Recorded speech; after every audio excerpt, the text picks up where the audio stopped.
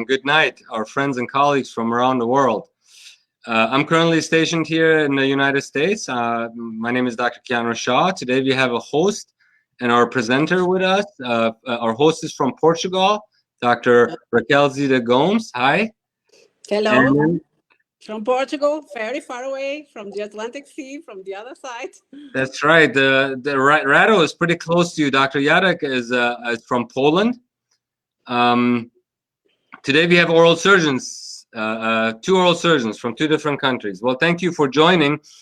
Dr. Raquel will do the introduction of Dr. Jadach. Just wanted to remind everyone as to housekeeping matters.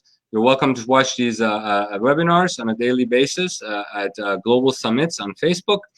Our goal is to reach 1 million dental professionals in the most distant places in a peer-to-peer mechanism operated, ran, and hosted by our peers. And with that said, I wanted to first, before you guys get into the introduction and everything else, I wanted to play the audience a little bit of creative activity that Dr. Rado has been part of. So I'm going to mute us for a second, and we'll play the video, and we'll bring you guys back on the stream.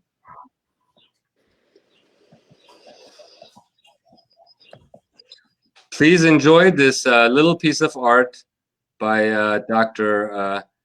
Jadach. Here we go.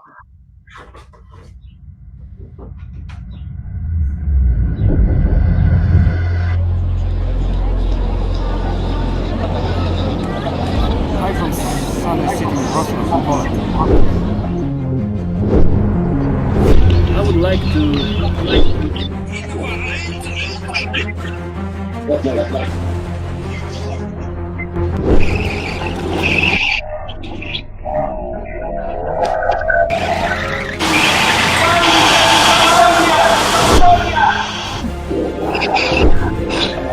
show you creative and innovative surgery.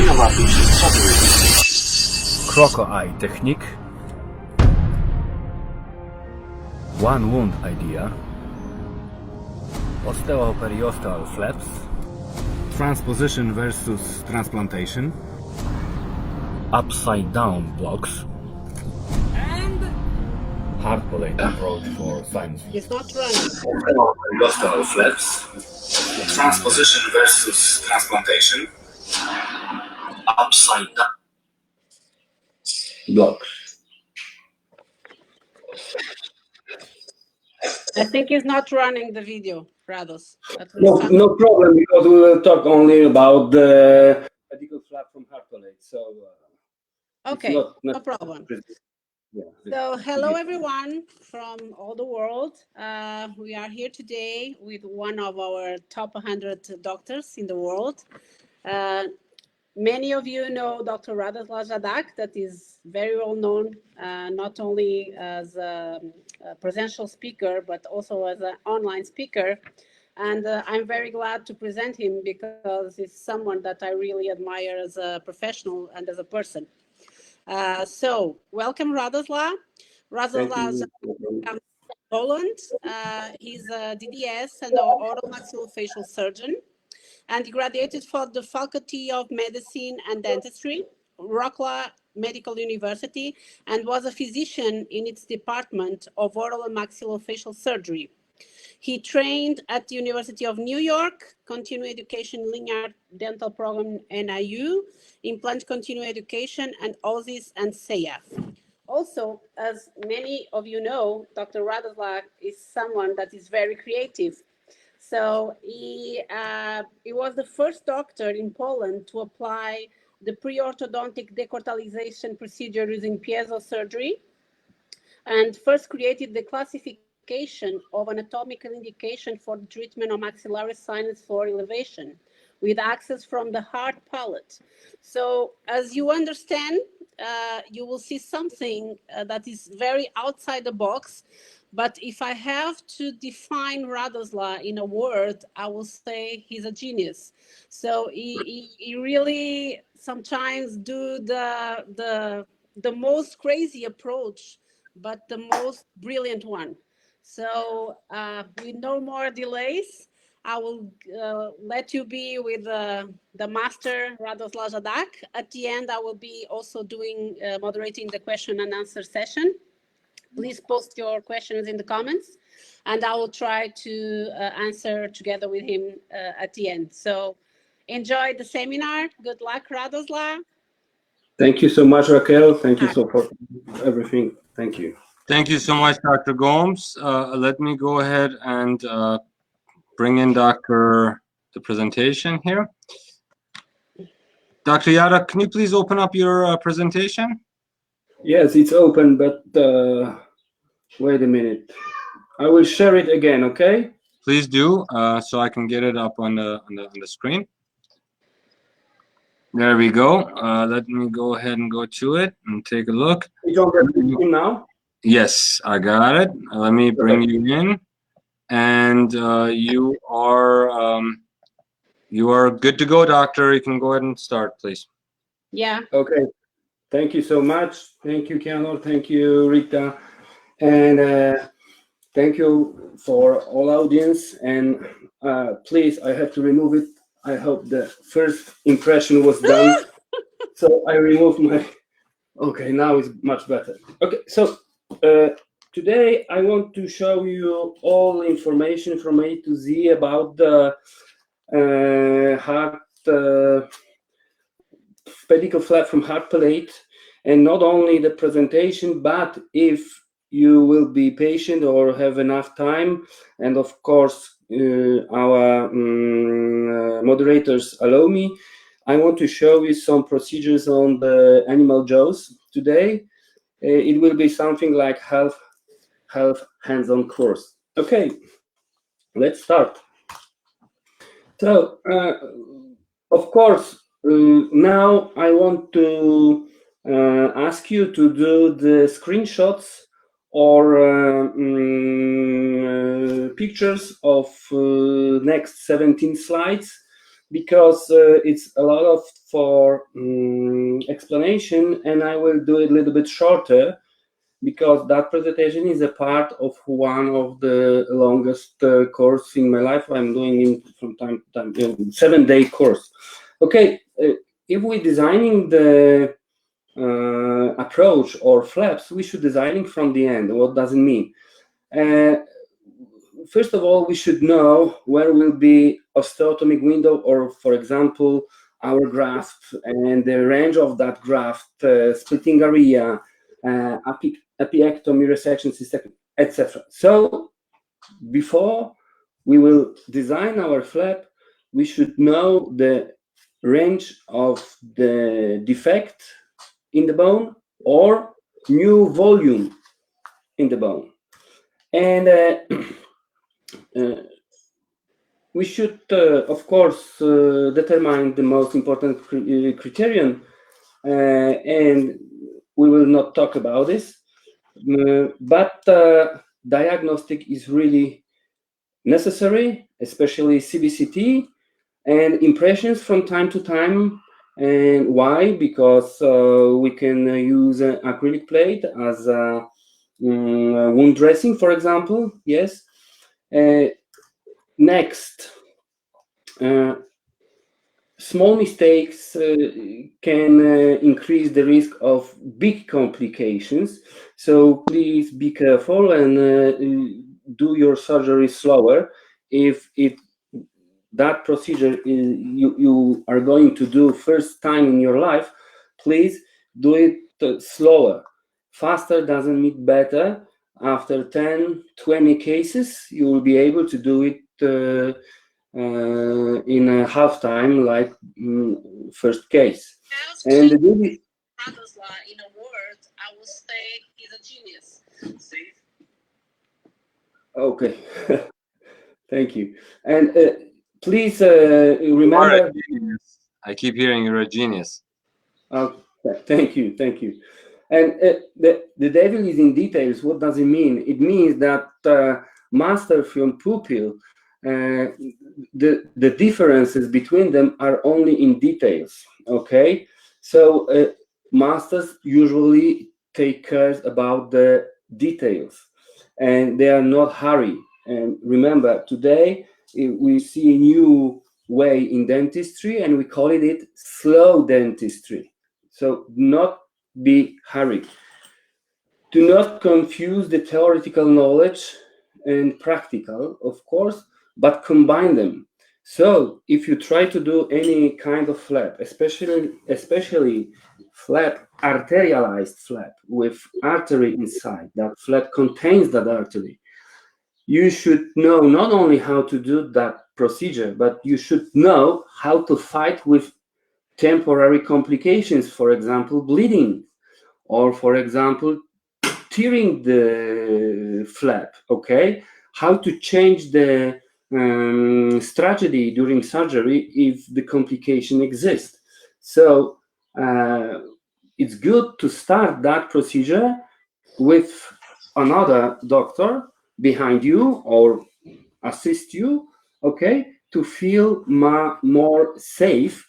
And if there will be some problems, he will help you, okay? Remember anatomy all the time, and after some theoretical slides, we will remind clinical anatomy. Ask questions, and please, this is a nice point for the end of that presentation. So please ask questions and give me that questions, and do not hesitate to do this. And please do not stop to the moment when you will get satisfactory and understable answer from me. Expose your weakness, realize your limits, and get rid of sick optimism. Sick optimism, I think, is the biggest problem in surgery. That okay, everything will be okay. No, if something will go wrong, I will fix it. No. Please, my dears, no. Sick optimism is really sick. Have many teachers, so not only one guy should be your teacher and or professor. So please collect knowledge from so many teachers as you can.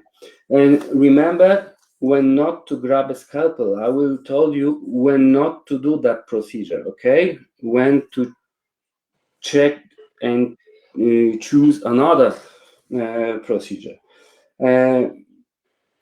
Okay, always, of course, we should examine and specify, of course, condition of the mucosa. And it's really, really important if we're doing something on hard palate.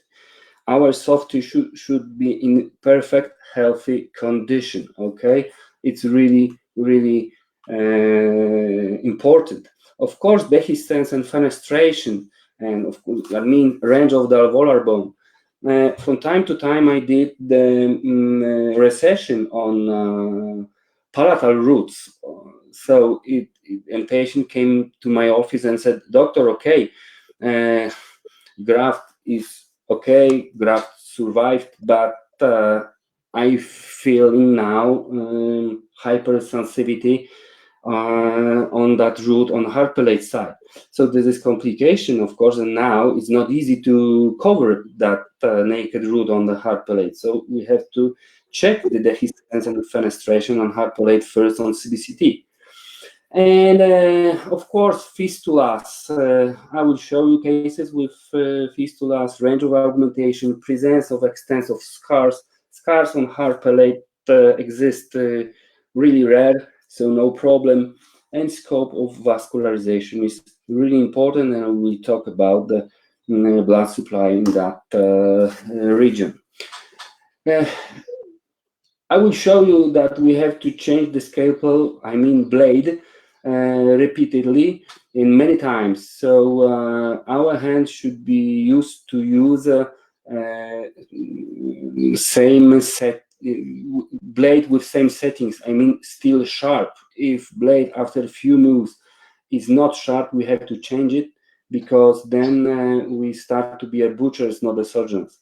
Never sting needle, future flap, of course, etc., etc. So I think that theoretical slides are about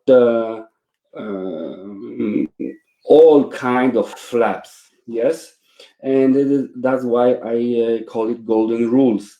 And maybe it's good to do some bonus or additional lecture completely free for our audience to about the golden rules on for flaps, because I try to be hurry, because I think we will spend 2 hours here or longer, so not 45 minutes as is in schedule on the table. So okay, we should be gently for the flaps, of course, and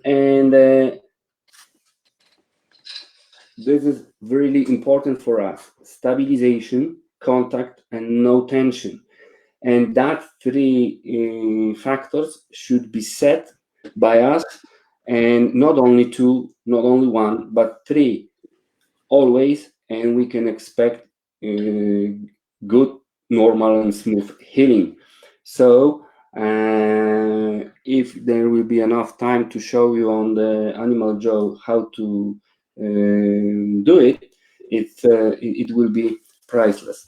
Stabilization of the flap, of course, by sutures.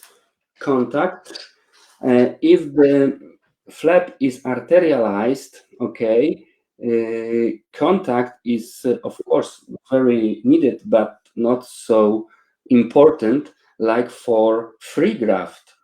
And doesn't mean is a free gingiva graft or subepithelial connective tissue graft, because free graft is not arterialized and will take the nutrition from liquid from the wound, and the contact should be set between the adjacent tissue, of course, and that contact should be perfect. If your flap is arterialized, it's still alive. So that's why pedicled flap from hard palate is really, really good. And of course, no tension on it. So if you designing the acrylic plate as a wound dressing, you should remember that in that region where the pedicled flap, the pressure should be reduced. So we should remove some acryl from that plate.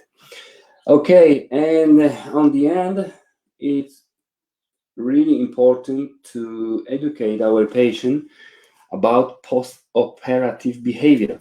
So about rinses, cold compress, diet, hygiene, irrigation, sauna, diving, traveling, medicines, about warning symptoms, blah, blah, blah. And because patient can waste our job, our work, our surgery at home. Okay, and take care about the wound, of course. We should control it. I'm controlling it usually 3 times within 2 weeks. And please do not remove all sutures at one time. I'm removing only sutures that I'm checking every suture by tweezers, and I see, okay, that suture still works, so I leave it alone and waiting. Another suture is going completely free with big loose, so I'm removing it because it has started to disturb in healing. Okay, but never ever removing the sutures in one time after 7 days, for example. It's not the dermatological surgery.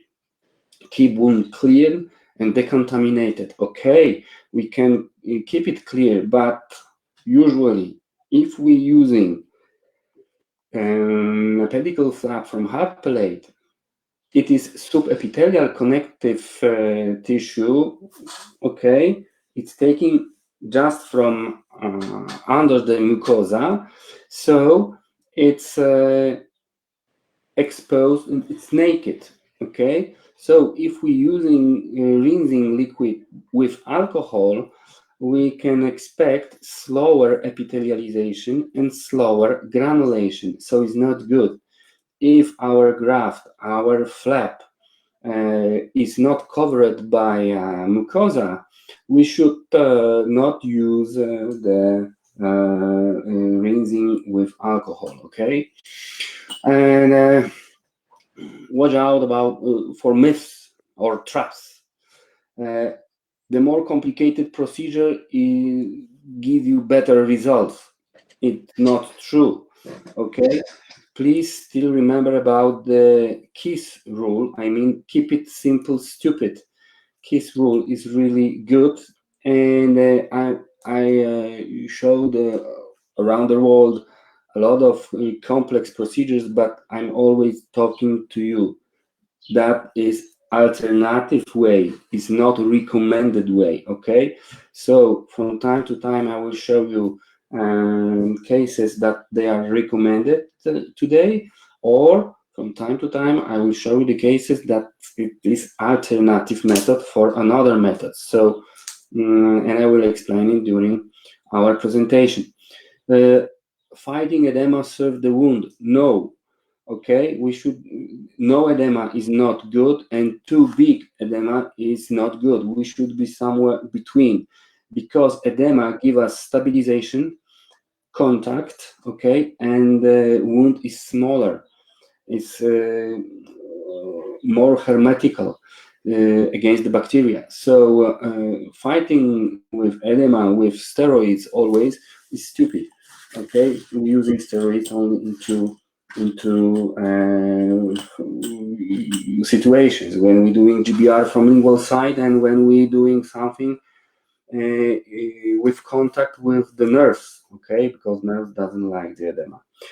The more in the wound is better. No, it's not so good. So if we're placing too much strange substances, for example, xenograft, liquors, etc., collagen, sponge, oxycellulose, everything in one wound, it's not good. Okay, it's our healing will be slower and not predictable. Okay, do not repeat. Okay, that's why today I want to show you how that method works. Okay, because you have to understand it, not only repeat it. Okay, because if you will understand it, you will be able to avoid any complication. One intraocular image or OPG is enough for consultation. No, it isn't. We know today. And if the first treatment fails, I will never choose this method again. Please do not give up, okay? If you got any problem or complications after doing some method, try to take the conclusions from it and repeat it, or as I said on the beginning, ask another doctor to help you during surgery, okay? And he will show you how to fix it. That's how I learned myself. And not be too hurry, and the simpler method is better. No, we should choose the right method to the right case, and there is no simple case or simple method. Every method can be screwed, or every case can be completely wasted. The smaller wound is better. No, you should know that surgeon, first of all, should have good view. If surgeon hasn't got good view, it's dangerous. Okay, so for my students, I'm giving them one advice. If you will do the most traumatic surgery for this patient in his life, the most traumatic, the edema was half year, okay, hematoma, pain, but result, effect was really good, okay, patient will forgive you. But if you will do the smallest trauma and the less traumatic surgery as you can, and no edema, no pain, no swelling, no hematoma, but the result will be not satisfying for the patient, patient will kill you. Okay, so today I'm trying to do effective surgery, okay, and I'm choosing the method for effect, not for trauma or bigger trauma or less trauma. I'm trying to choose the more effective method in that case, okay? And I work in one case and it works in the other. No, because every case is different. Trapezoidal flask is not interesting for us today. Okay, it's really important for us. So incision in soft tissue should be placed not closer to incision in the bone or osteotomical incision in the bone than 2 millimeters. Okay, if this farther is the better. Do not sew over the hole. Remember that, and that's why I will show you some tips and tricks in that method. Do not sew on the edge of the hole. Okay. And this is not for that kind of flap. Thick flaps by single loops or double loops, of course, blah, blah, blah.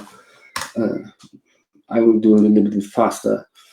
And we see different type of the flaps and approaches. Okay, so let's start to explain that method on the cases. A little bit about anatomy.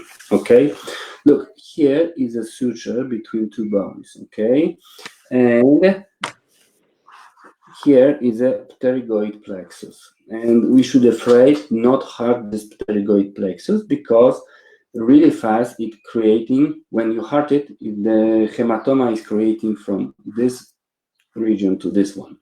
Okay, and I did it in my first year of be a doctor. After study, I hurt the pterygoid plexus and I created big hematoma.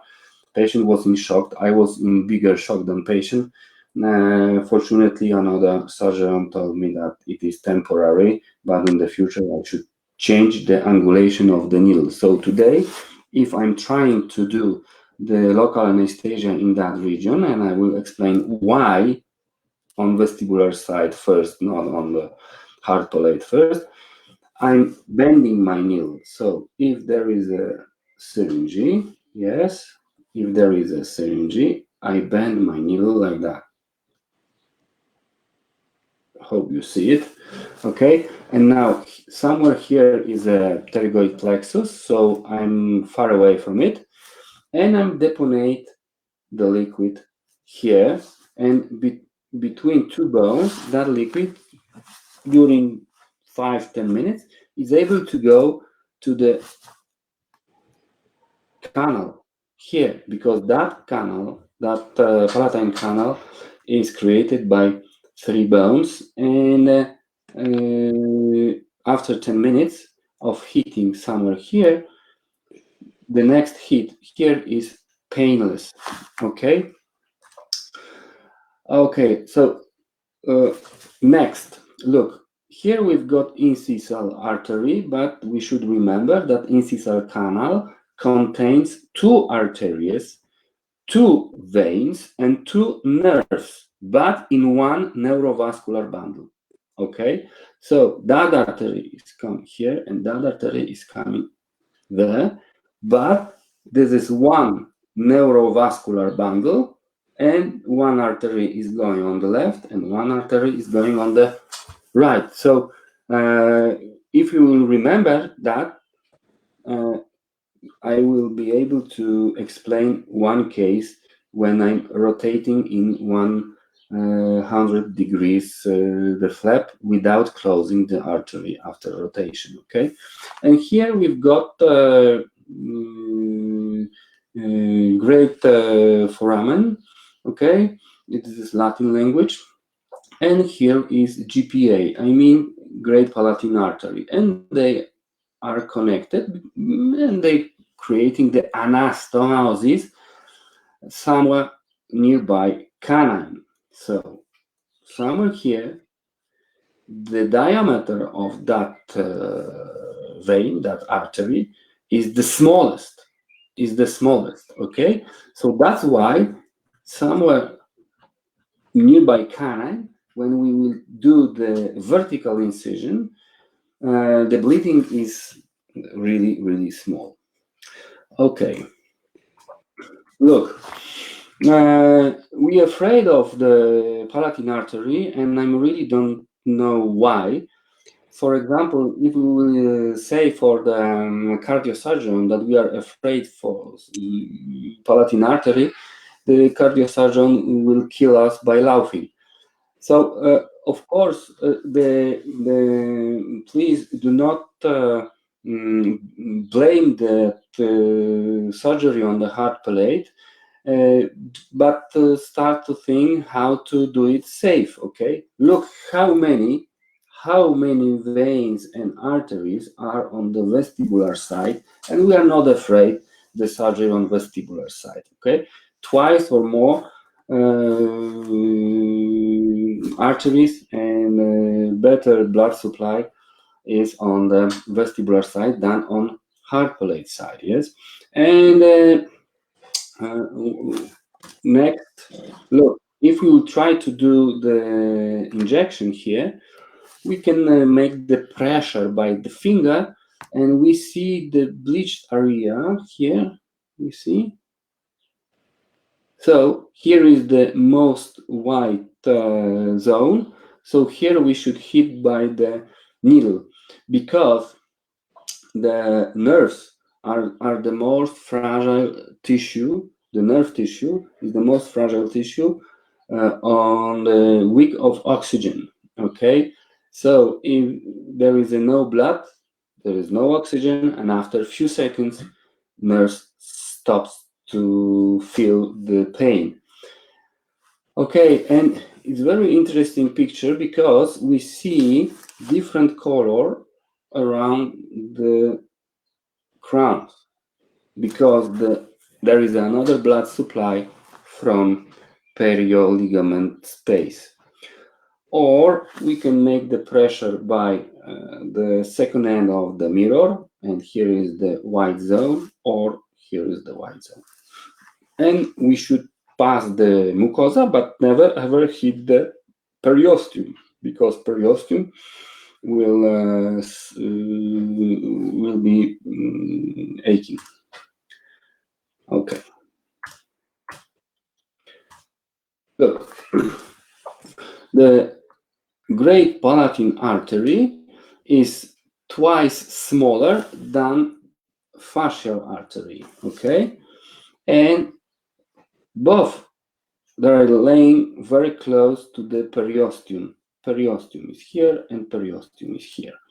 So it's really easy to close the great palatine artery if it bleeds, because just by pressure you can close the artery. And another way how to close it, I will show you soon.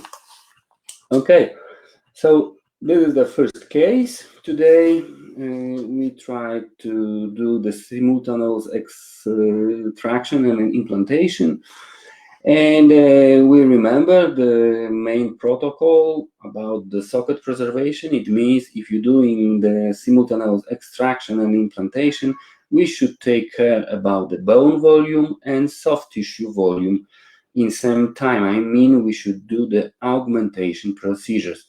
So we should do the augmentation on vestibular side, and of course in the socket, because the diameter of the socket is bigger than diameter of the implant.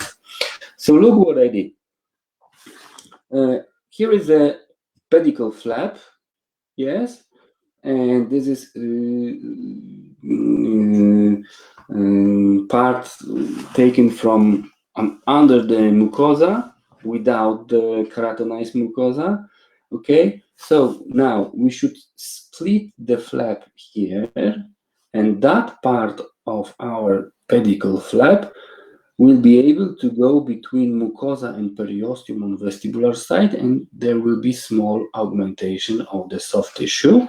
Then Living tissue, I mean that pedicle flap, arterialized flap, will close our entrance to the socket, yes, by living tissue, and living soft tissue is the best barrier for the bacteria. Okay, so look, that's how it's going to heal. And now, a little bit more about the rules of designing of that kind of flap later. But look, if there is a incisor artery and here is a GPA, okay, there was a removed first premolar. So if we're doing that kind of surgery, I mean closing the entrance to the socket by pedicle flap from hard palate, for first incisor, second incisor, canine, and first premolar, we should arterialize our pedicle flap on incisor artery. If we trying to do same surgery for second premolar, first molar, or second molar, then our flap should be pedicled on the GPA, okay? But we've got something special. We've got special situation for second premolar. Second premolar is able to be closed by both kind of flaps, pedicled on incisor artery and pedicled on GPA, and the more detailed explanation later. So we got every steps of healing, okay? But before we start to do the biggest flaps, I want to show you the smallest flap on the hard palate for creating the papilla, okay? Look. This lady has got bike accident, and we see here is not papilla. Yes, we will create the big triangle after crown loading. So look, first of all, we should create the palatal part of the papilla, and then we can create, after a few weeks, we can create the vestibular part of the papilla. And that this is the full flap from hard palate, pedicled on from incisor artery side, okay? And then semilunar incision by Patrick Palacci, okay? And we see provoked a little bit provoked for growing by inflammation, okay? And look how it looks like after. Yes, so for creating the papillas, we can use the pedicle flaps from hard palate, and they work quite nice. This is a really old case, and that lady didn't allow me to do any grafting by autogenous xenograft, synthetic, nothing. But her expectations of the aesthetics were quite big and high. So I tried to cheat her, okay? And I tried to do everything in one wound. We see quite big defect here, yeah?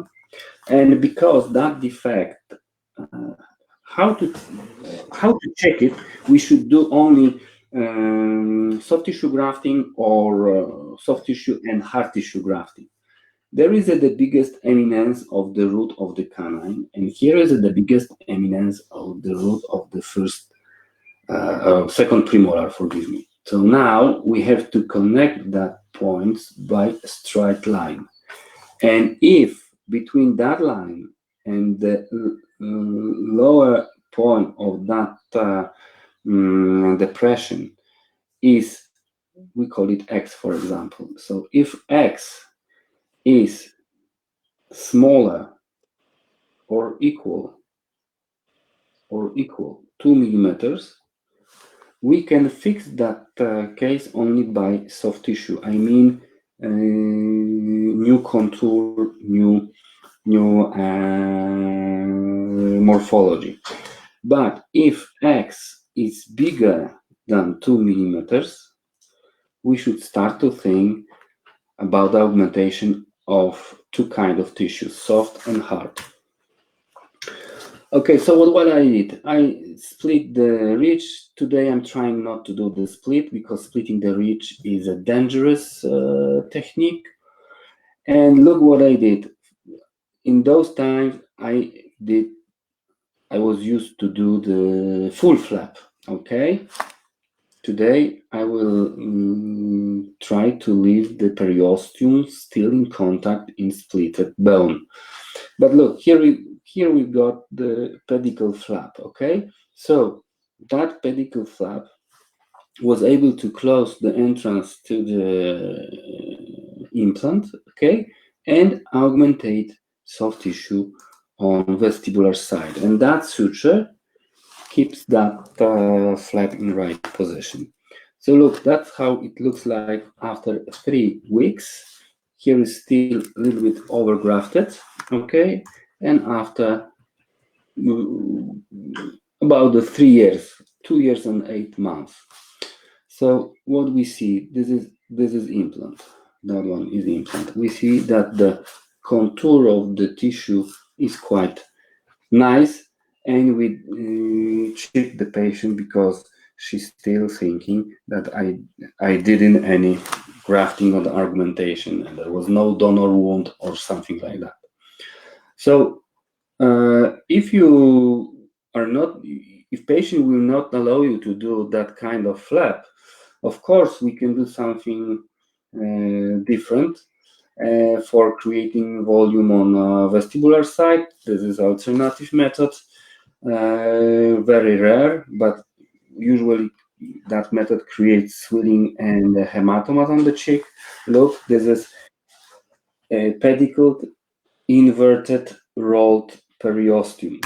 Look, we cut high and start to split from above, and we're rolling it and placing new position. So here we've got bigger volume, much bigger volume, okay, of the soft tissue.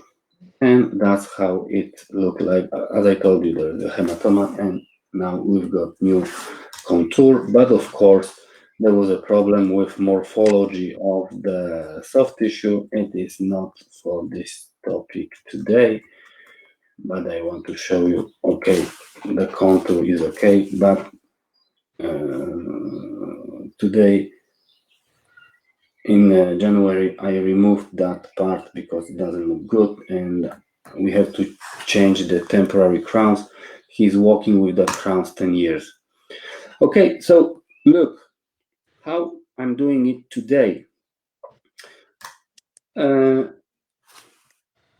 Here is the defect. There is no tooth. Okay, somebody fixed that composite crown to Jason teeth like that. It's a little bit terrifying, but okay.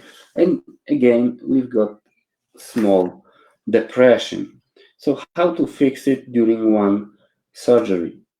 Okay, we can split the frenulum. Okay, we can split the flap so periosteum is still attached to the bone. Then we have to cut the periosteum by blade. Then we should cut the bone by micro piezo saw, okay, and split it. So what we created osteoperiosteal flap, and this is perfect. But here is perfect place for placing any subepithelial connective tissue graft or our pedicled flap. Yes, so because we created new volume here is a, from here to here is new volume, so it will be not easy for us by this flap close that new volume. So it's good to seal that small space between flaps by pedicle flap, like here. Okay, here is that small here is that small. Forgive me, my dog is crazy. Closing.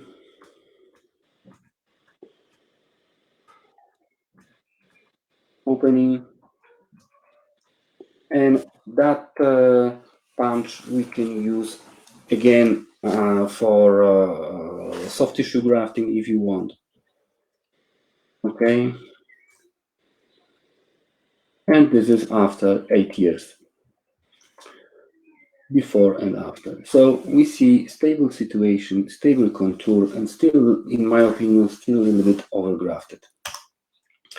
Okay, from time to time we've got modification of that kind of flap because we were talking about the subepithelial part, okay? But from time to time we can use a mixed flap. I mean, some parts of that flap are taken under the mucosa, but one part of that flap contains the island, keratinized island, okay?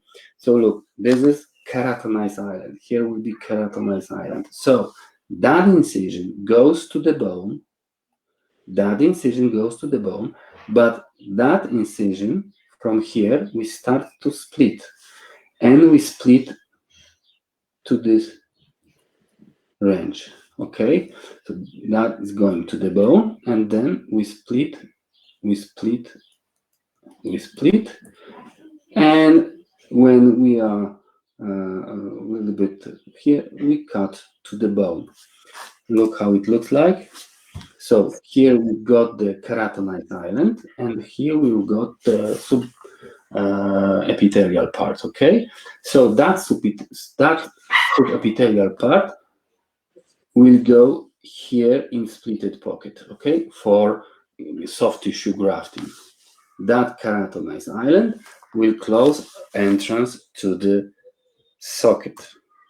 And remember, please do not design that island like that, because you will be not able to close the entrance to the socket. It should be designed like that. Okay, and why that method is not perfect? That method is not perfect because we've got two problems. First problem is that island has got different color than a soft tissue on the vestibular side. So that color will be different. So in the future, we will do what? Mesial distal incision, open, and place the healing abutment, for example, yes? So half of it is going vestibulary and half of it is going palatally. This is the first reason why that method in aesthetic zone is not perfect. And second reason is that there will be small groove between keratinized tissue on vestibular side and keratinized tissue on the that flap. You see here, small groove, and that keratinized tissue will grow into, and there will be small groove, and that groove we will be able to notice later. Look, you see, it's here. It's here. It's not perfect. Okay. Oh, yeah. Here it's. You can see it better. Okay. Another case like that. Maybe the result is more. Come on. It's more representative. We see that groove. Look. You see it? In different color, and we see the border between grafted area and the soft tissue. Somebody will tell me, doctor, don't afraid, it's okay. No, it's not okay. I'm not talking about the porcelain because it's different case, but that groove should not be designed. But that kind of flaps, I mean mixed flaps with keratinized island, they are recommended for using for compromised treatment. I mean, for example, look, we see the very, very old case. That implant has got 20 years. And my old friend did that implantation. And we see that the platform of that implant is not deep enough. It's on the level of cement enamel junction of adjacent teeth. So it's not easy to create some aesthetic crown on it. But the problem was that patient was not taking care about the aesthetic so much as for safe. And here we see peri-implantitis. So he was trying to find the solution how to save that implant, not remove it and place new one, but he was trying to save that implant. And he came to my office and asked me if it is possible to do. After three consultations and very long explanation, he decided on it. And look what we did. I removed the roof surface from the implant to the clean titanium. Okay, incision was palatally, and the papillas were moved vestibularly. Okay, and now we are interested in on the right picture. That incision goes to the bone. Okay, and that is going only in mucosa, and we start to split here. Okay, look, you've got subepithelial part and with keratonized island, and now that keratonized island is able to be hanging on the implant. But come back, here is the smallest healing abutment, not cover screw, but the smallest healing abutment to support the flap. Okay, and this is the healing. Wait a minute, this is the healing, and we see that ugly groove. Okay, and what we see that is inverted shape, because no papillas here and no papillas here. So the biggest enemy of us and our patients is our habits. I was used to cut mesially distally for opening the implants, and I did incision like that, but it was stupid. I should do incision vestibulary palatally and move that tissue distally, move that tissue mesially, so I would change the shape of the papillas like that. But Radoslaw was stupid, and look what I did. Is ugly, but there was some course of the professor of Christian Stapper, and Professor Christian told me, Radoslaw, please make some pressure on the soft tissue for creating yo-yo effect. Yo-yo effect is when the soft tissue is too long bleached, it's going to swell very fast. And look, this is after 2 days. So, stupid has lucky, as we saying in Poland, and now it's enough only to do composite remodeling on the teeth. So this is compromised treatment, but this compromised treatment you are able to do by pedicled flaps from hard palate. Look, another situation when I placed the xenograft under full flap here and here, but I was trying to not do any vertical incision, okay? Semilunar or trapezoidal doesn't mean, no any release incision. But after creating bigger volume here and here for better emergency profile, implants were completely surrounded by bone, but I placed that xenograft only for supporting soft tissue. I knew that I will be not able to close the wound, so I did inverted pedicled subepithelial flap from hard palate, and now we see that flap is completely naked in that area, but we can expect what? Second intentional healing. I mean granulation and epithelialization. Okay. Again, look, if there is some scars and another doctor was here before us, it's not good to open full flaps or split. Okay, especially there is a third type of defect. You see, here is a third type of defect. So I was trying to do it only through the sockets.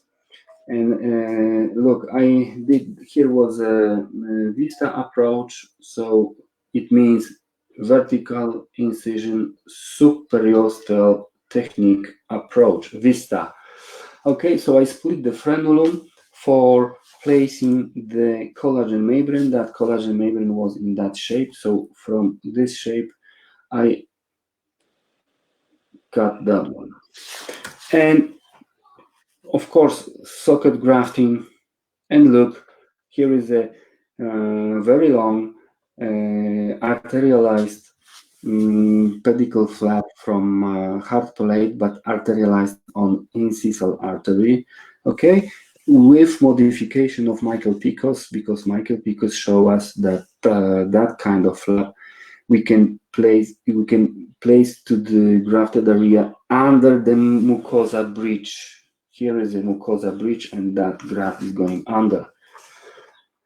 And under papillus, okay? And this is after 10 days. So we see it's completely closed. Our graft, and this patient went to the jail, and we're waiting for him. Okay, look, some abscesses or fenestrations or fistula.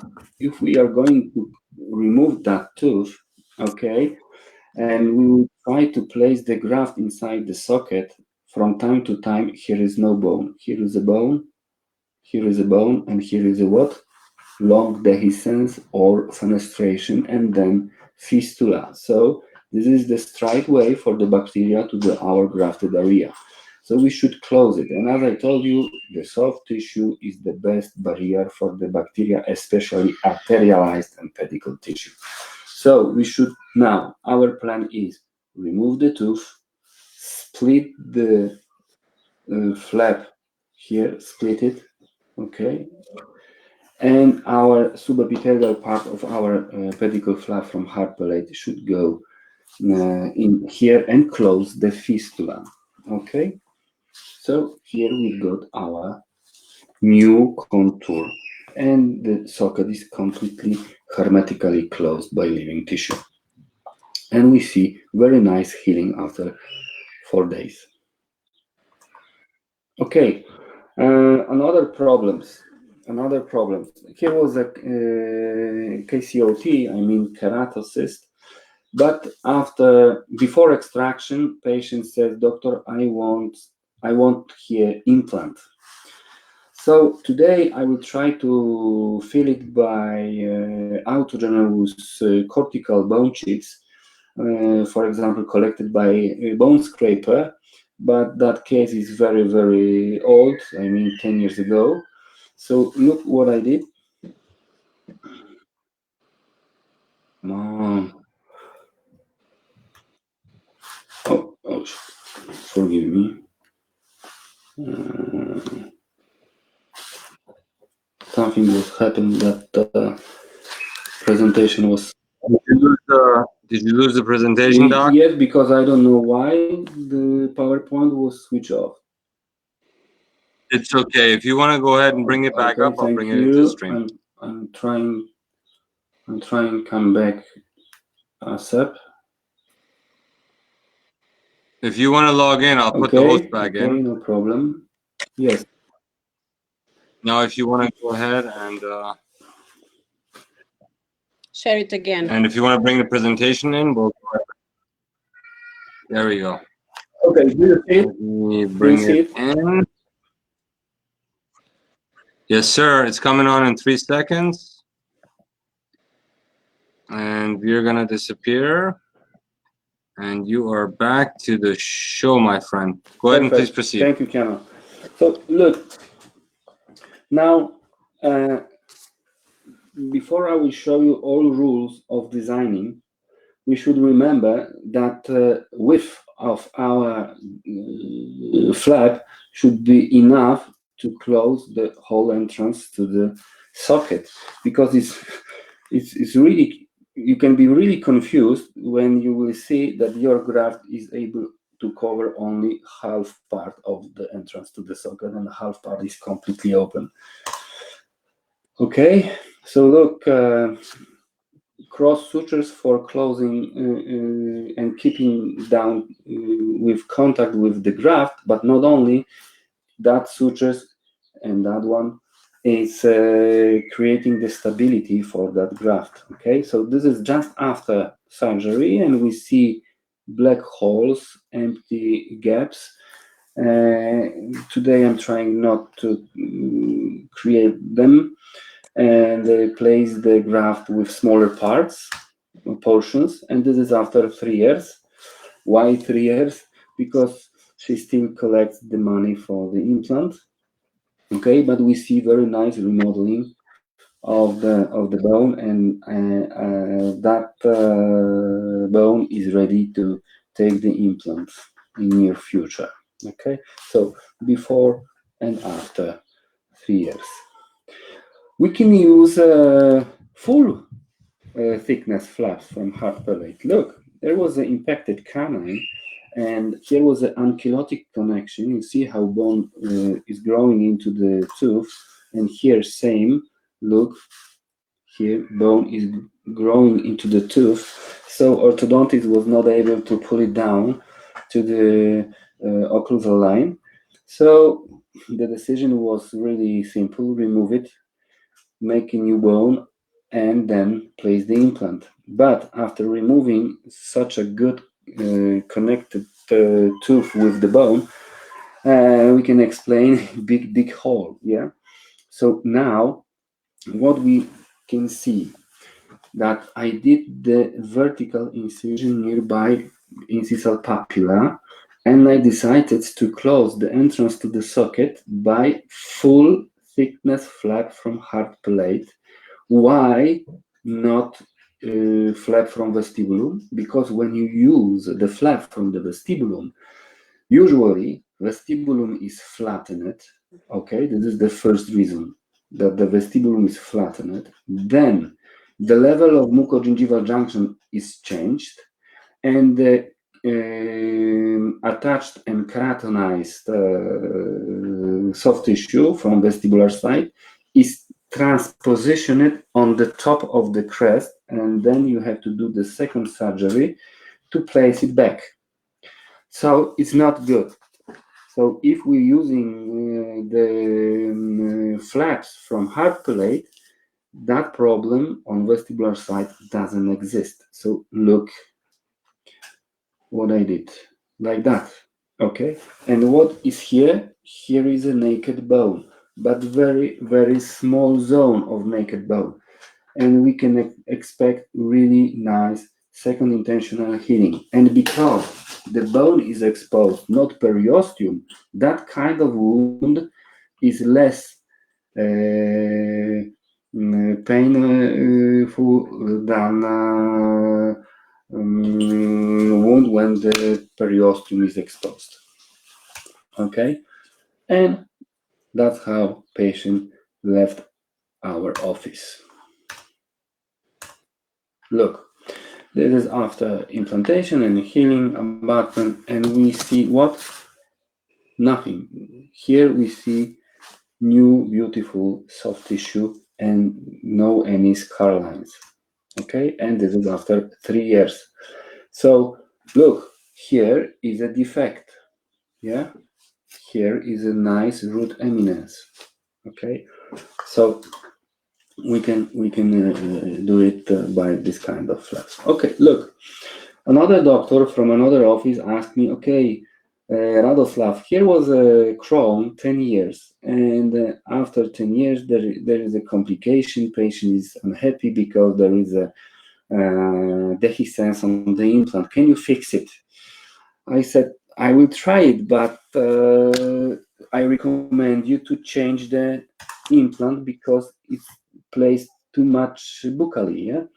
He said, no. I tried to give him again same crowns like before, but with new soft tissue status. I said, okay, so we can use the pedicle flap from hard palate for rescue the situations like that. This one. How? First of all, we have to close the implant and reopen it, okay, after 3 months. And during reopening, we can cut more palatally and move beautiful tissue buccally. So look, that incision here is to the bone. That one is only mucosa and it's splitted. Okay, and is arterialized from incisor artery. So look, close, healing, and now everything is safe. So we can reopen it, okay? And we placed one implant more, and now there is no any dehiscence on vestibular side. Forgive me, that case was before. Okay, now more extreme case. Look, big problem because of surgeon placed two implants too close to each other, and prosthodontist was not able to do the correct crowns, and patient was unhappy, really unhappy. And even prosthodontist and laboratory did quite nice pink and white porcelain. Patient didn't accept it, so we were asked by them to fix the problem. So I thought that I will remove only the second implant, I will change the soft tissue status around, and then I will place two crowns on one implant. Yes, because this is second incisor, really small crown. But when I tried to remove the second implant, yes, I remove it by one move of ratchet. So I start to afraid about the first one. And I checked the first one, and first one was removed too. So I placed new implant in new angulation, deeper and a little bit half millimeter bigger diameter. Okay, I close it by the smallest healing abutment, and now I split. Here is the splitted area. I split the flap from vestibular side. Here is the incision to the bone. That incision is to the mucosa. Okay, here, look how thick it is, and I like this picture very much because we see macroscopically all different layers of the tissue on hard palate: periosteum, fat tissue, connective tissue, and mucosa. Yes, quite sexy view. Okay, and now look, this is temporary bridge now, and that bridge should be placed a little bit half millimeter, just half millimeter with bigger pressure, as Professor Statter told us, to create small pressure to provoke the soft tissue for growing. Okay, and look, this is temporary. We fixed the situation a little bit. In my opinion, here should be done gingivectomy a little bit to not to create same length of the crowns, but there is another problem. Frenulum, yes, frenulum migrates to the defect always, and we remove that frenulum covered by 3D graft, and that's how it looks like today. Okay, And she was quite tired, so she told me that in next year we will change the margins of that. Look, two extreme cases now. Here is the nose. Here is the nose. Patient is after expansion of the maxilla, because maxilla was smaller than mandibula, and the arch of maxilla was much smaller than mandibula. There was a cross biting. And after maxillectomy and Lefford 1 surgery, maxillofacial surgeon told for the orthodontist, please, because here was a big gap between first incisors. You could put the finger between them. He told for the orthodontist, please do not try to move the incisors. Do not take them together during 9 months after surgery. After 9 months after surgery, you can do this. But the orthodontist says that maxillofacial surgeon will not teach him the orthodontic treatment, and he starts to pull them together after 2 months. And that tooth is completely naked in the bone, that root, okay? Only here is connection to the bone. And here is a recession, vestibular recession, and mesial part is recession. So that root is in the nose, okay? And he's completely naked here. I'm not able to make the vestibulum deeper because there is a nose, and here is a splitted spina nasalis anterior. So we've got problem now. And here is a defect. So any free graft is really risky to place here any free graft, because that he says that recession is too wide. So I started to looking for the nearest artery to do the pedicle flap, and I found it, of course, in incisal canal. So look, now you remember what I said on the beginning of this lecture, that in the canal is one neurovascular bundle, but pairs of the vessels and nerves. So one incisal artery goes on the left and one goes on the right. Remember that? And here is the incision to the bone. Yes, split. So only mucosa is here. And I split it one tooth over, okay? Split the papilla on vestibular side. Of course, we have to clean the root, it's normal. And now there is here is our flap, and here is artery. Here is artery. So if you see the artery, it's really easy to close it by suture, for example, and then cut it off, and no any drop of blood. So this is our flap, and now imagine I'm going to move that flap between the incisors. So if I will move it so big angulation, the artery will be squeezed and closed, okay? So that's why I have to disattach the neurovascular bundle from the canal and cut it off from that left incisal artery to be able to rotate it safe for that artery. So here is cut it off completely, and we are going to the canal and separate the neurovascular bundle from the bone, and then we are able to move it between the incisors. It's arterialized flap, not only pedicled flap. Okay, and now we have to remember general rule. After that procedure, to the end of the life of this patient. Here will be no any artery anymore, only net of vessels, small vessels, net. No any artery like incisor or GPA, no with that kind of diameter, okay?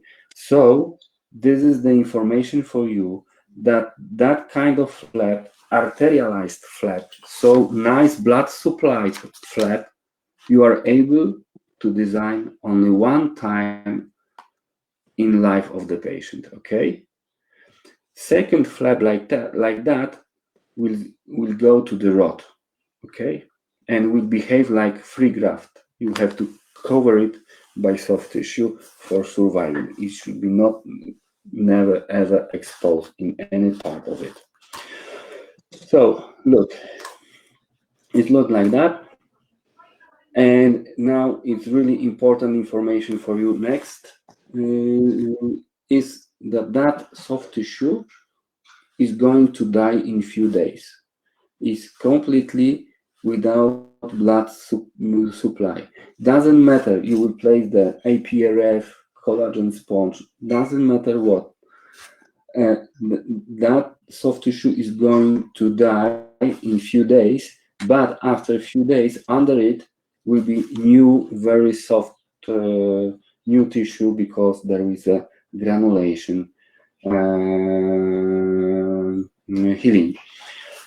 And I'm not placing the cross sutures on the hard palate because from time to time, maybe one time per 100 cases, after very strong cross suture, that part of the soft tissue is going to die. Okay, that part of the soft tissue is going to die, and that's why I got few cases with recession on the hard palate side, and of course, what hypersensitivity of it. You see that mucosa disappeared, but under it is what new, very soft tissue, but bone is not exposed. And look how many plaque is there. I'm do not allow for my patient to clean the teeth by themselves. I'm doing it after 3, 7, and 14 days after surgery, and after 2 weeks, I allow them to clean it gently by themselves. So this is healing. And what we see, in my opinion, now the possibilities of the surgery is over. And now we should do the veneers like that to close the black triangle. Okay. Now we've got symmetry, same level. So now after orthodontic treatment, we want to place the veneers. And another extreme case, look, he's an oral surgeon and he was afraid about this tooth, and we see that root is completely naked after extraction of impacted tooth behind it. And of course, he has got hypersensitivity because that tooth is still alive. From Invisalign treatment, we see that composite drops here. Look how big that recession is.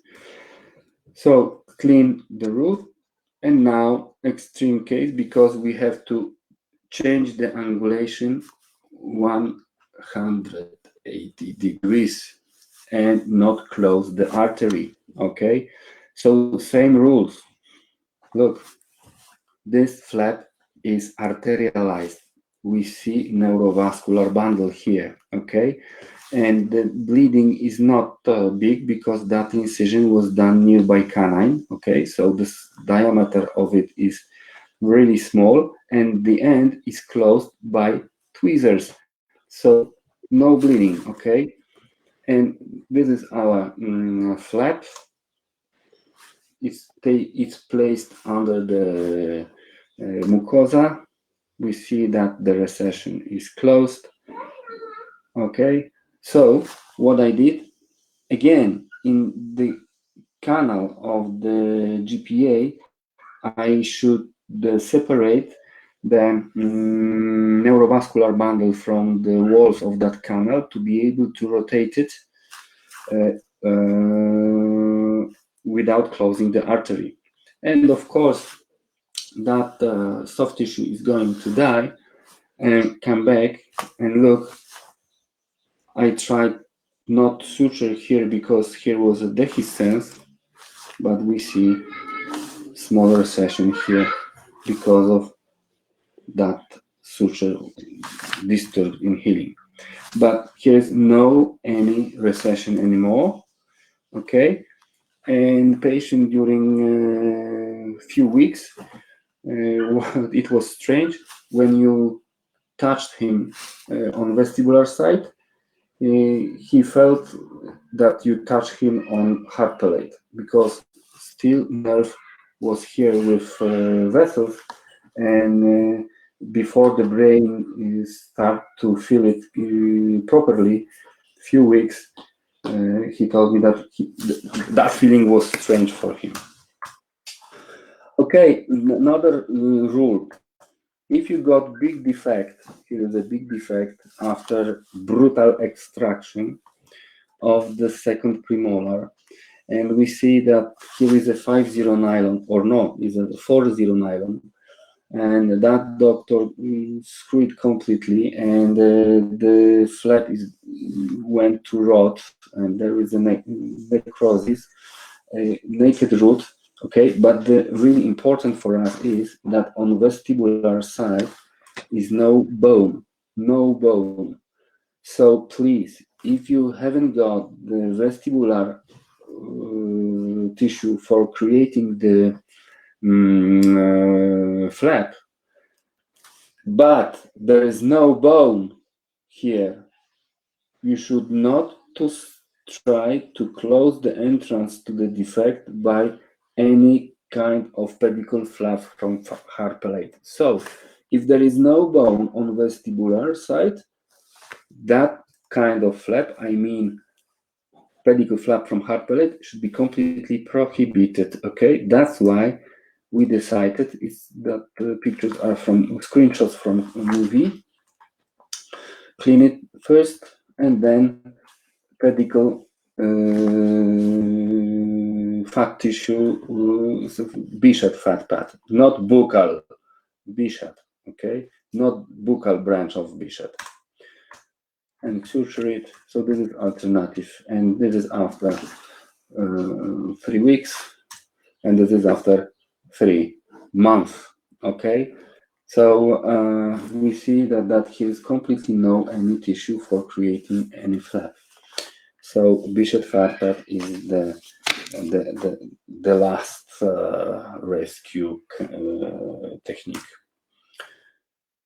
Okay, so we should use that part, not that part. That part is prohibited. Okay, now step by step. Okay, look. Before extraction, we asking the patient, do you want the implant here? Yes, doctor, I want. Holy shit. Okay, so we got the bone on vestibular side. Maybe there is a fenestration. Yes, fenestration. We see very, very thin bone here. Okay, and the distance between apexes is bigger than diameter of the tooth. So we should separate the roots, we should remove the tooth, okay, and we see big bone defect, completely empty socket, and it's closed by pedicle flap from heart palate, okay. Of course, after augmentation, we see that augmented area, and look, that's how. This is another different kind of healing, and we see that a lot of tissue grows here with hematoma. But patient can be really afraid and worry about the healing process, but we should be really happy. That view is really sexy. It means that everything survived. Okay. Look how it looked like after surgery and after placing implant and healing screw. Okay. And take message at home that if we're trying to place the implant in the new bone, it doesn't mean is grafted by xenograft, allograft, or autogenous graft. You should choose the longest implant as you can in that region, okay? Not short, because new bone will be not in same condition like origin bone. Okay, forgive me, that case is not for the topic. Wait a minute. Rados, can you put your screen in widescreen? Wait a minute, I will try. Okay, Rado, are you trying to open the screen back up, or are you trying to go to a certain slide? No, I want to do now the surgery. Okay, I prepared the video. No, it's not video. It will be live. I will show you. Okay? Oh, wonderful. Let me go ahead and take you off of here, and you'll have the full screen.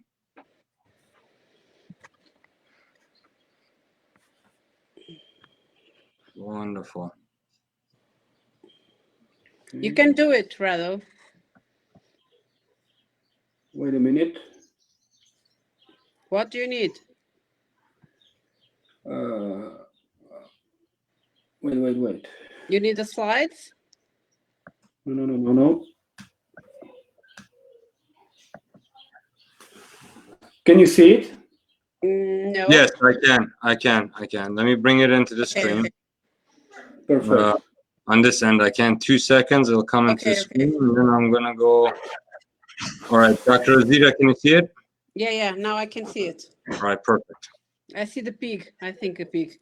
Oh, he's gonna go to town live. That's wonderful. Okay. We all have spend a lot of time with our pig friends, have we not? Okay, so I will put the gloves on my hands, and I'm going to start and explain you step by step, because after every lecture you should be able to do it in your own office. Okay, and left glove, now right glove. Wait a minute. Okay.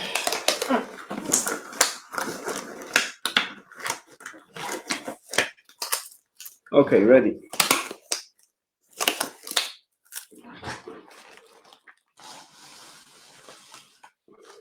Okay, look, short explanation now.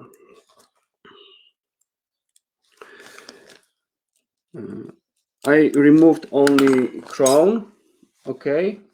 I removed only crown because it's not necessary to remove roots for showing you that procedure. Okay, now I removed the first molar. So our flap should be pedicled on GPA here. Okay, if I will remove the second premolar, I will be able to close the entrance to the socket by two kind of that flaps: pedicle on incisor artery or pedicle on GPA. So this is the first rule. Okay, if I will remove first premolar, canine, blah blah blah, our flap should be pedicled on incisor artery. Next,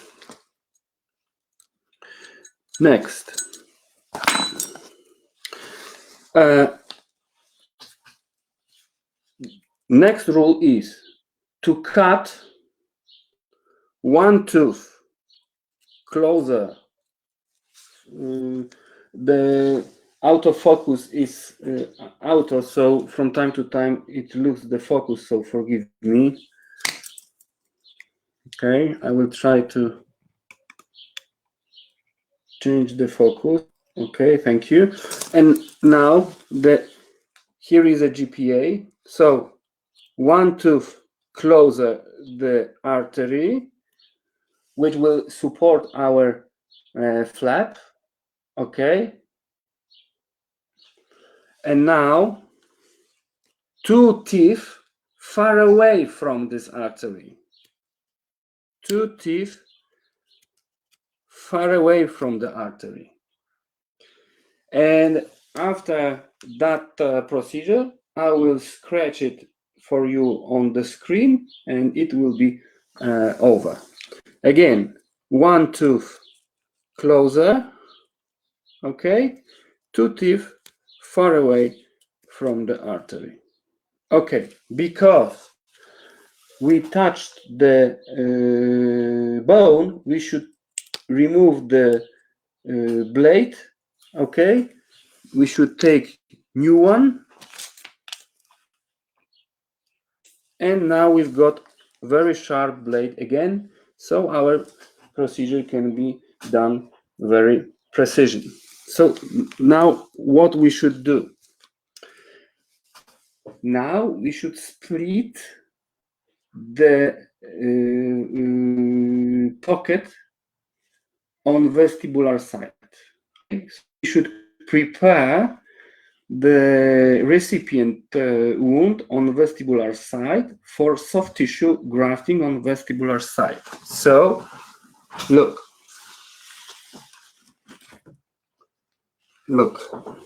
now I'm going to split the soft tissue on vestibular side. Okay, I'm splitting. Okay, and now closer here. Okay, it's splitted. It's splitted. Okay.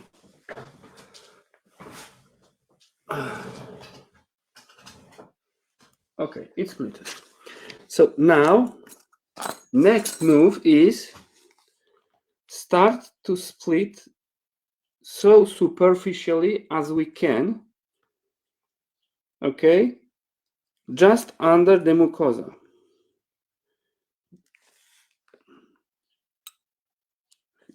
Here is the rest of the tooth. Okay, we're going to split the mucosa here, and if mucosa is thinner, our flap will be thicker. Okay, again, going a little bit keratinized part, I will remove it. Okay, now we're going just under the mucosa, a little bit deeper. Okay,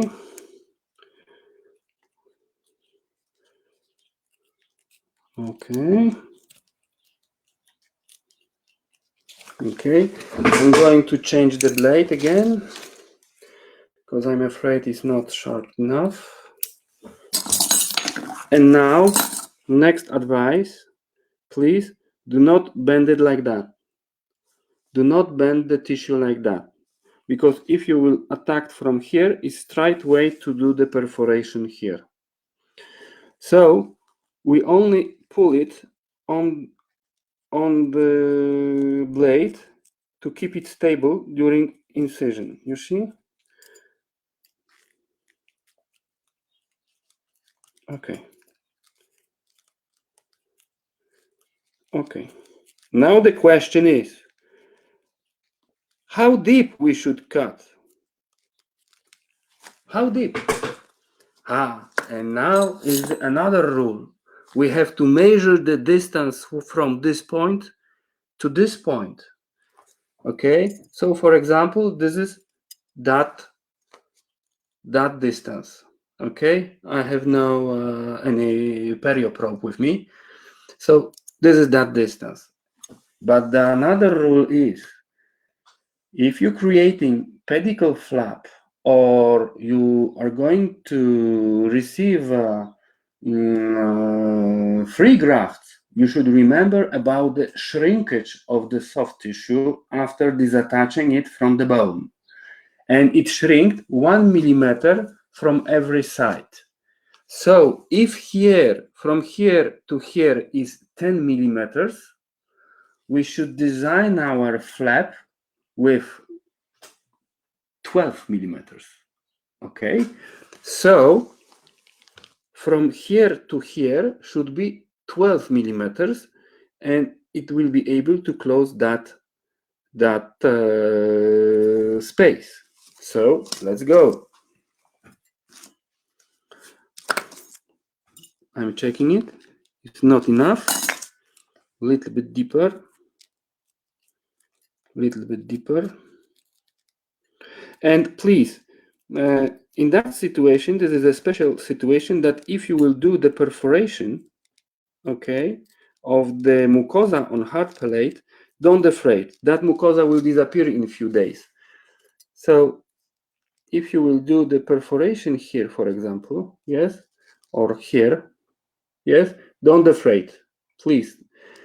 Of course, if you're trying to cover the recession and you're doing tunnel technique and then you will do the perforation, yes, it is big problem.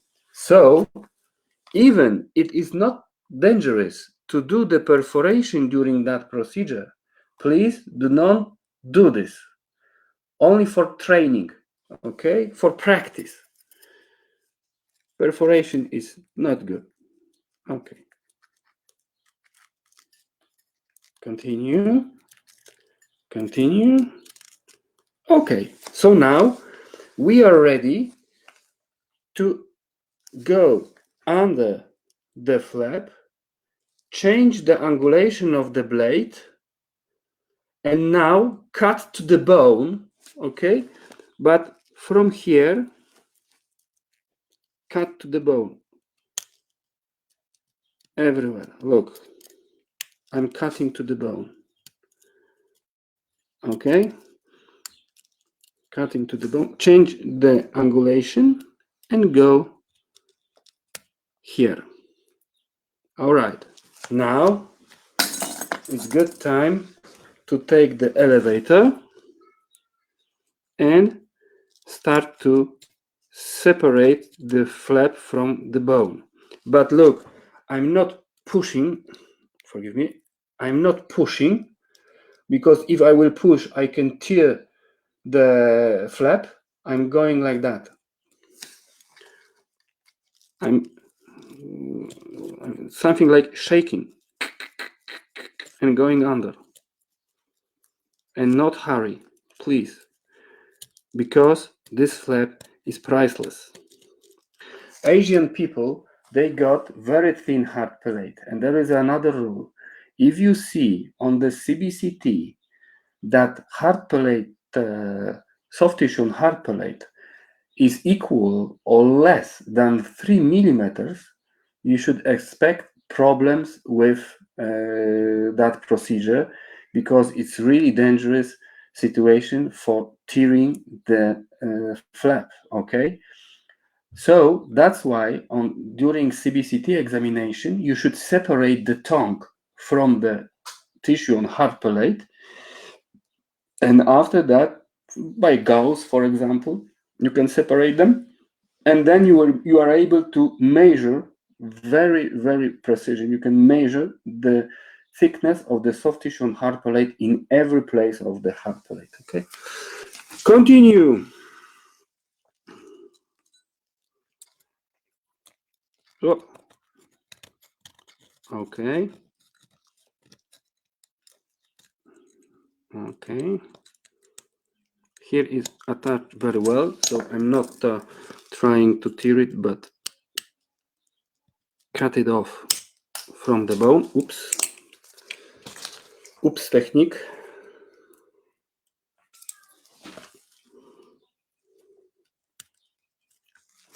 Okay. Keanu, are you still there? Can you hear me? I can hear you. I can hear you, and the surgeries are wonderful. Thank you so much. And Raquel. Thank you so much. So I continue. And We are now here. look.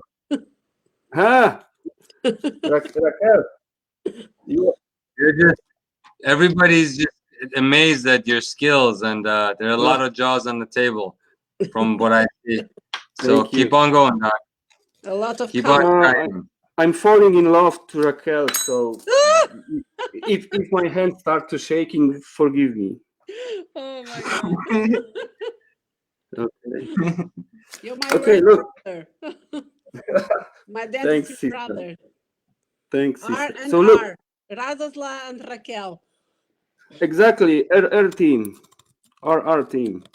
So look, I want to show you something. Wait a minute, I will open the suture. I will cut the paper. Now look, this is our flaps, yes? Mm-hmm. And now, that's why you should design this flap one tooth closer the GPA, because you are able very gently to move it like that. Okay? If you will not do this, you will do like that. Okay. So we've got many problems with it. Why? Because here artery is closed because you bend it. Okay? The soft tissue got 2 layers, so patient after surgery feels the augmented soft tissue on hard palate, because this is some kind of augmentation. So there is a asymmetry on the hard palate. So patient will be disappointed. Okay, and of course your rest of the flap is dangerous because there is no any blood supply in that region. So remove it. So now look. So our flap is not going like that, okay? But very easy Like is this. going to like this. And what we see here, we see neurovascular bundle. Maybe here we see it. You see, this is artery. Yeah. This is artery. So if that artery start to bleed, you can close it by tweezers, and you've got time Sure. to thinking how to close it. Okay, and you can close it by, of course, by electrocoagulation, but I do not recommend it because of the end of the nerve is going to heal very long and painful. But you can close this artery here by very fast resorbable suture, for example. Yes, or I will show you now the another method how to close it. Okay, look. Okay, I'm going to take 60 nylon. Okay, we've got the needle holder especially designed for that kind of needle, and we got it. So now I have to stand up. Now look, I'm going to this splitted pocket. I'm opening the tweezers. This closed, opening. I'm opening the tweezers. I'm going between the left and right arm of the tweezer, close the tweezer, and remove it from the wound. Okay. Now I'm going around the artery. Artery is not on the middle, it's just on the margin, okay, of our flap. From time to time it's different. So what I'm attack from here or from here. I should attack from above, okay, because I want to place that graft under the mucosa. So under, above. Okay, and now it's really important. You see that loop? You see that loop? If I will pull it, that loop is able to hurt the soft tissue. So I'm placing tweezers here, and now the nylon will not cut the soft tissue. Okay, and I'm coming back on the another side of, I'm on the right side of artery. So now I'm going on left side of the artery. Okay, out.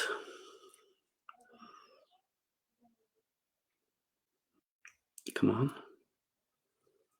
Out. Okay. And now going back on vestibulum through this pocket. Okay, so that suture got two functions. First function, hemostatic function, and second function is to pull the flap to the right position. So look, I will pull it a little bit by needle holder, and by tweezers I will help it for the graft to go to the splitted pocket. You see? Okay, to the splitted pocket. Yes? You see it? It's under the mucosa, over the periosteum, but under the mucosa. Co, kochanie? Dobrze. My daughter just came to the office. Okay. So, notes. What? Co mówisz? Nie, ja rozmawiam. Ty się nie obchodź. Dobra. Okay. So, this is the first suture. Okay. Second suture is for this corner, for distal corner. We fix it mesial corner, but now we should fix it distal corner. But before we did it, we have to take care in that situation. Here. How to do this? Look, we're starting from vestibular side between the Jason teeth. Change it. Okay, it will be good place to hit it. Okay. Do not cut the soft tissue. Okay, and going back to the start position. Okay, and look.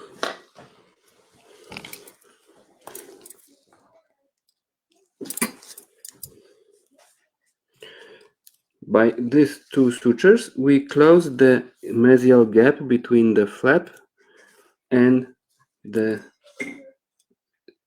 tooth. Okay. So that gap here is closed. Now we've got big gap here. Okay. So again, put the tweezers to the splitted pocket, open it, go between, close, and out.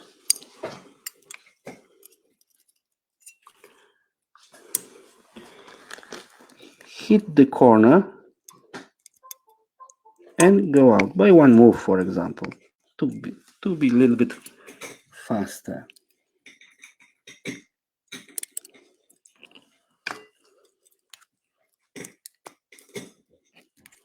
Okay. Oh shit.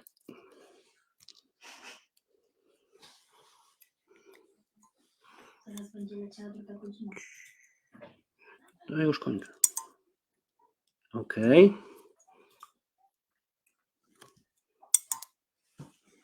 Okay.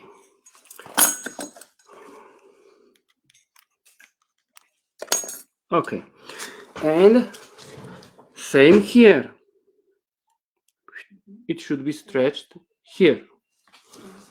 Okay, it's that hermetical closure is really important in situation when you're trying to close but this kind of flap orosinus connection. Yes. So look, here is now the tooth. So we're going through the tissue. Yes.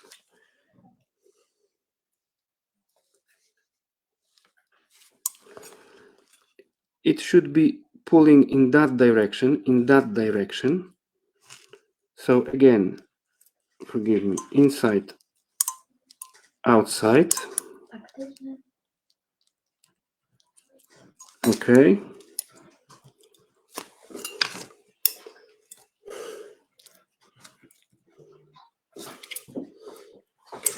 And we're going under the flap. Okay. That suture usually in every patient is different a little bit. And just the margin. Going back. See what happened? Here is a small perforation I did by elevator. Okay. Okay. Okay, so I will show you how to close this perforation. It can be interesting for you. First of all, we have to finish the procedure. Okay, now for be more sure that gaps are closed, now we can do one move. Look, if here is a pedicle part and here is a free part, from pedicle to free, we're going to do one move, inside, outside. It was one move. And now we're going around the tooth. You see?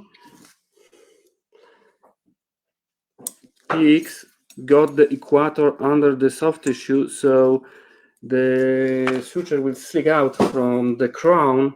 In humans, we can do around the crown. Okay.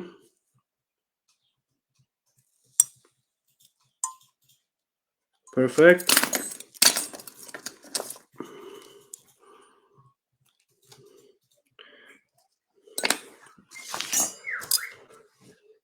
And same here. We attack from pedicle part, okay, to the free part. And we're pulling it distally.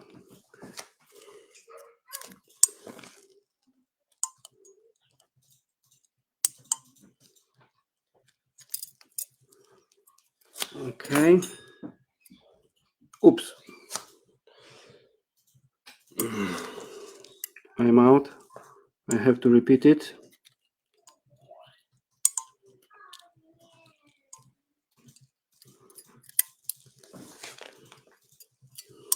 Okay. Okay. Now gently.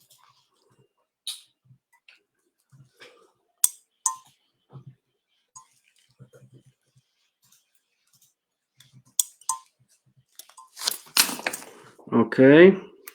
But this is not enough. Now, on the vestibular side, we've got only two sutures. Yes. We've got mesial and distal, but this is not enough here. You see? So they are not connected perfectly. So now it's really enough to use a single loop suture from the flap and out. Okay. Save the suture. It's quite expensive. So do it so short as you can. You can place the node on the pedicle flap, but if you're afraid of it, you can move it like that on the vestibular side.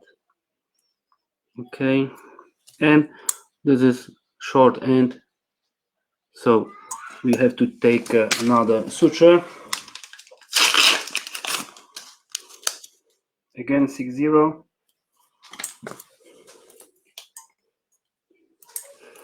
Okay.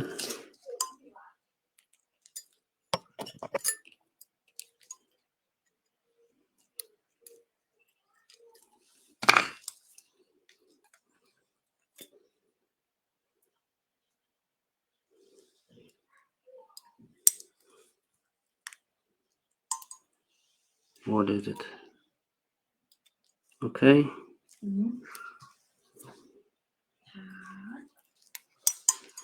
Without assistant, it's not going so fast as I expected.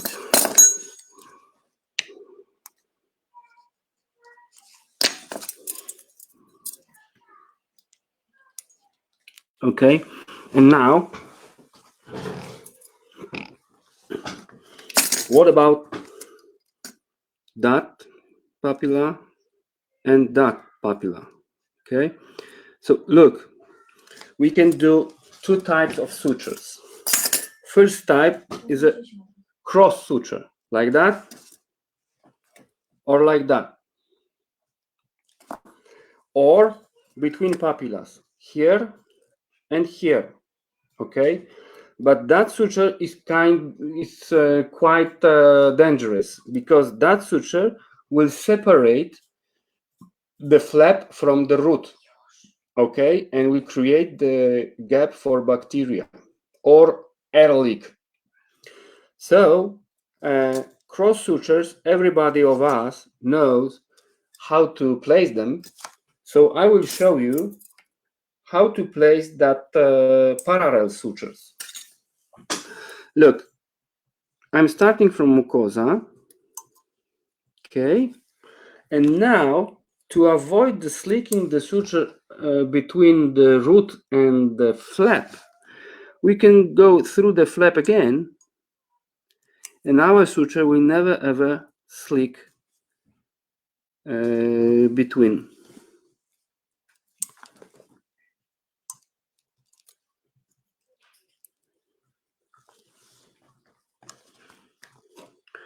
Or we can do now, because we should go again through the flap, etc. We can do what? Cross. It depends on you. It depends on you. I will come back again here. Okay. Keep it.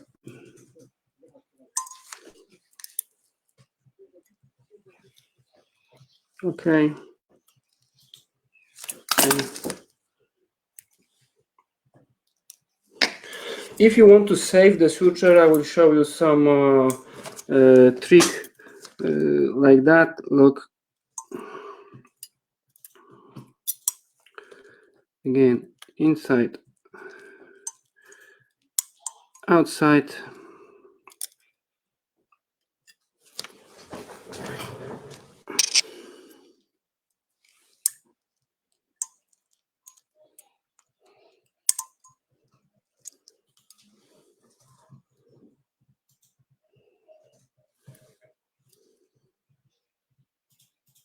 Okay.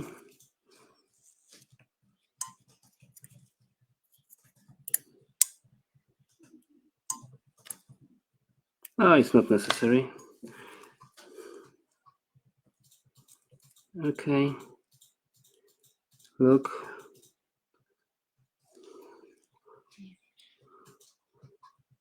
Okay.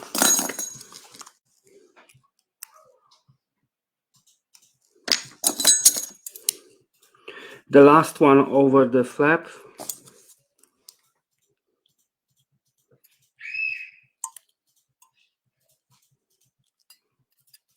Just on the middle.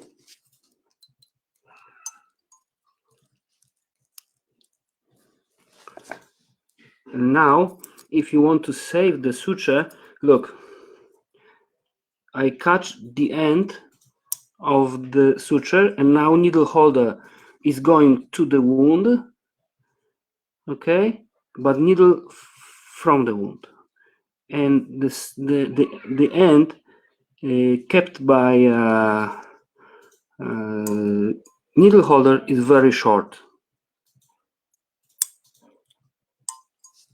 So now I'm going to cut only one needle, not two. Okay. After that, it's good to do small massage by finger to better adaptation of the tissues.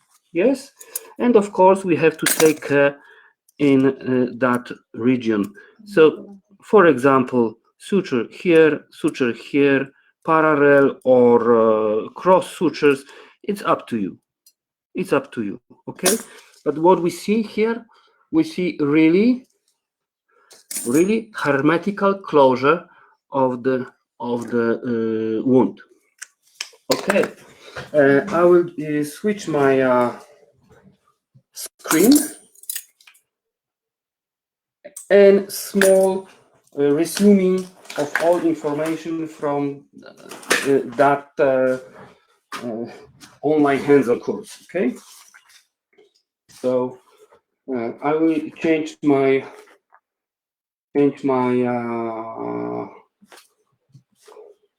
Keanu, please help me, because I have to change my on it. Okay. Can you see it? Please tell me, can you see new Autodesk sketchbook? Hello? Raquel, Keanu, can you hear me? Yes. Yes. What are we doing? Are we switching? No, I want to show you my Autodesk sketchbook. Can you see it? Yes. Let me go ahead and put it into the stream. Okay. Can you see it? Yes. Yes. You see that? Okay. Yes. We see the sketch screen. Okay. So we are closer to the end, but now I want to show you some resuming of the designing of that kind of flap. So let's prepare the file, and I will add the image. Wait a minute. It's here. It's here. It's here. It's here. Okay, perfect.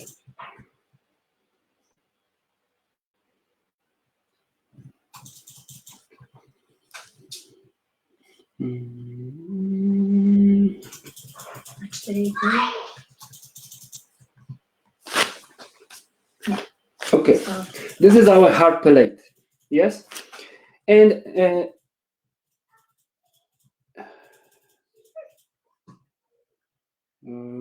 what happened?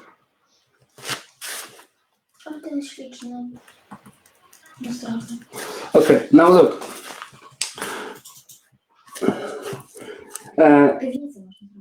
Red socket is a second premolar, and it means that you are able to close that socket by pedicle flap from incisal region, incisal canal, or from GPA canal.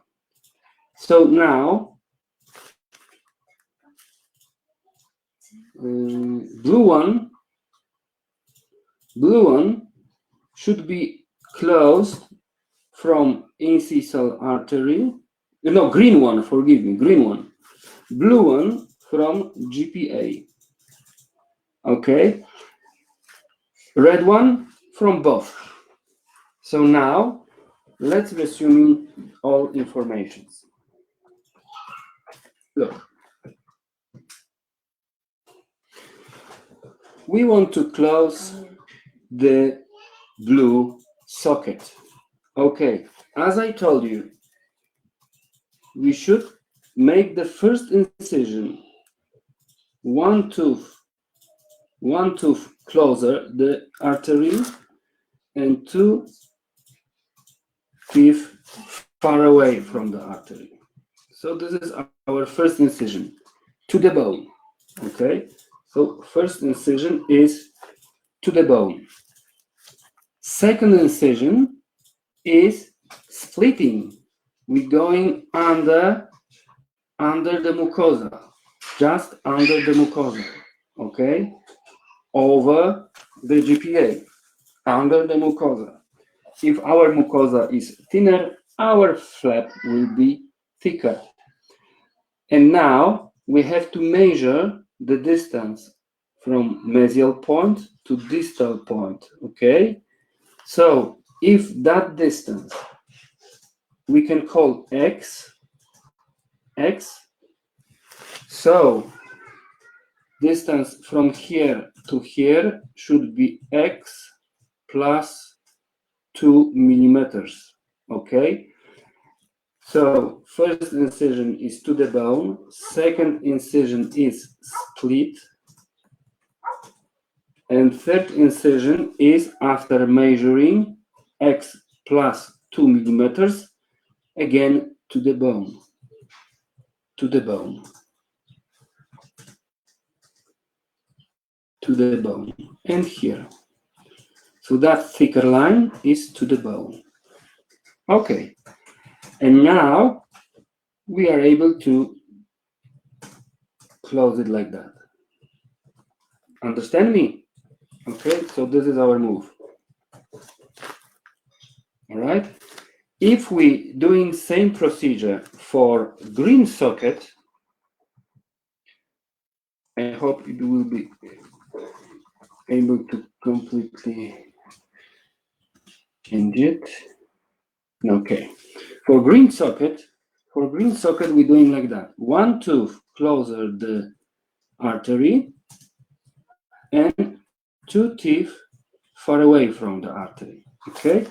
So first incision is to the bone. Second incision is splitting. We're measuring that distance, mesial distal. It is our x plus 2 millimeters. So this is the range of that incision. Okay, and now our flap, we're doing like that. So just on the beginning of the procedure, we can do the splitting here,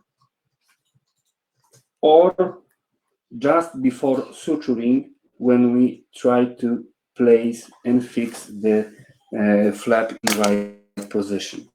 Okay, that's all, folks. I hope it is it was interesting for you and it was useful for you. And thank you, Raquel. It was great pleasure and honor to be moderated by you. Thank you, Keanu, for invitation and trust and believe in me. So, and thank you for all of you. And I think it's time for questions. Yeah. So thank you so much for your webinar, for your live demonstration, for your graphics, for everything. You are really a natural giving person that we can see that you love to teach. And thank you for explaining all these topics and tips. I think it was really informative. I was seeing the comments and all the message that was receiving saying that was fantastic, and the people were really appreciating your time and efforts to teach them. So I have some questions. Let's try to give it to you and debate it. So from Dr. Saurav Chandra, is chlorhexidine mouthwash post free gingival graft or in any open wound post-surgery, is it harmful? As you just mentioned, alcohol-based mouthwash is not advantage to do it in a It's a good after. It's a good question. Alcohol I'm drinking, but not the mouth. Yeah, if you're rinsing if you're drinking, alcohol disappears in your stomach. But if you're rinsing them and keep that alcohol in your mouth, it's not good for second intentional healing. Mm-hmm. And of course, usually when you're using the hard palate. Hard palate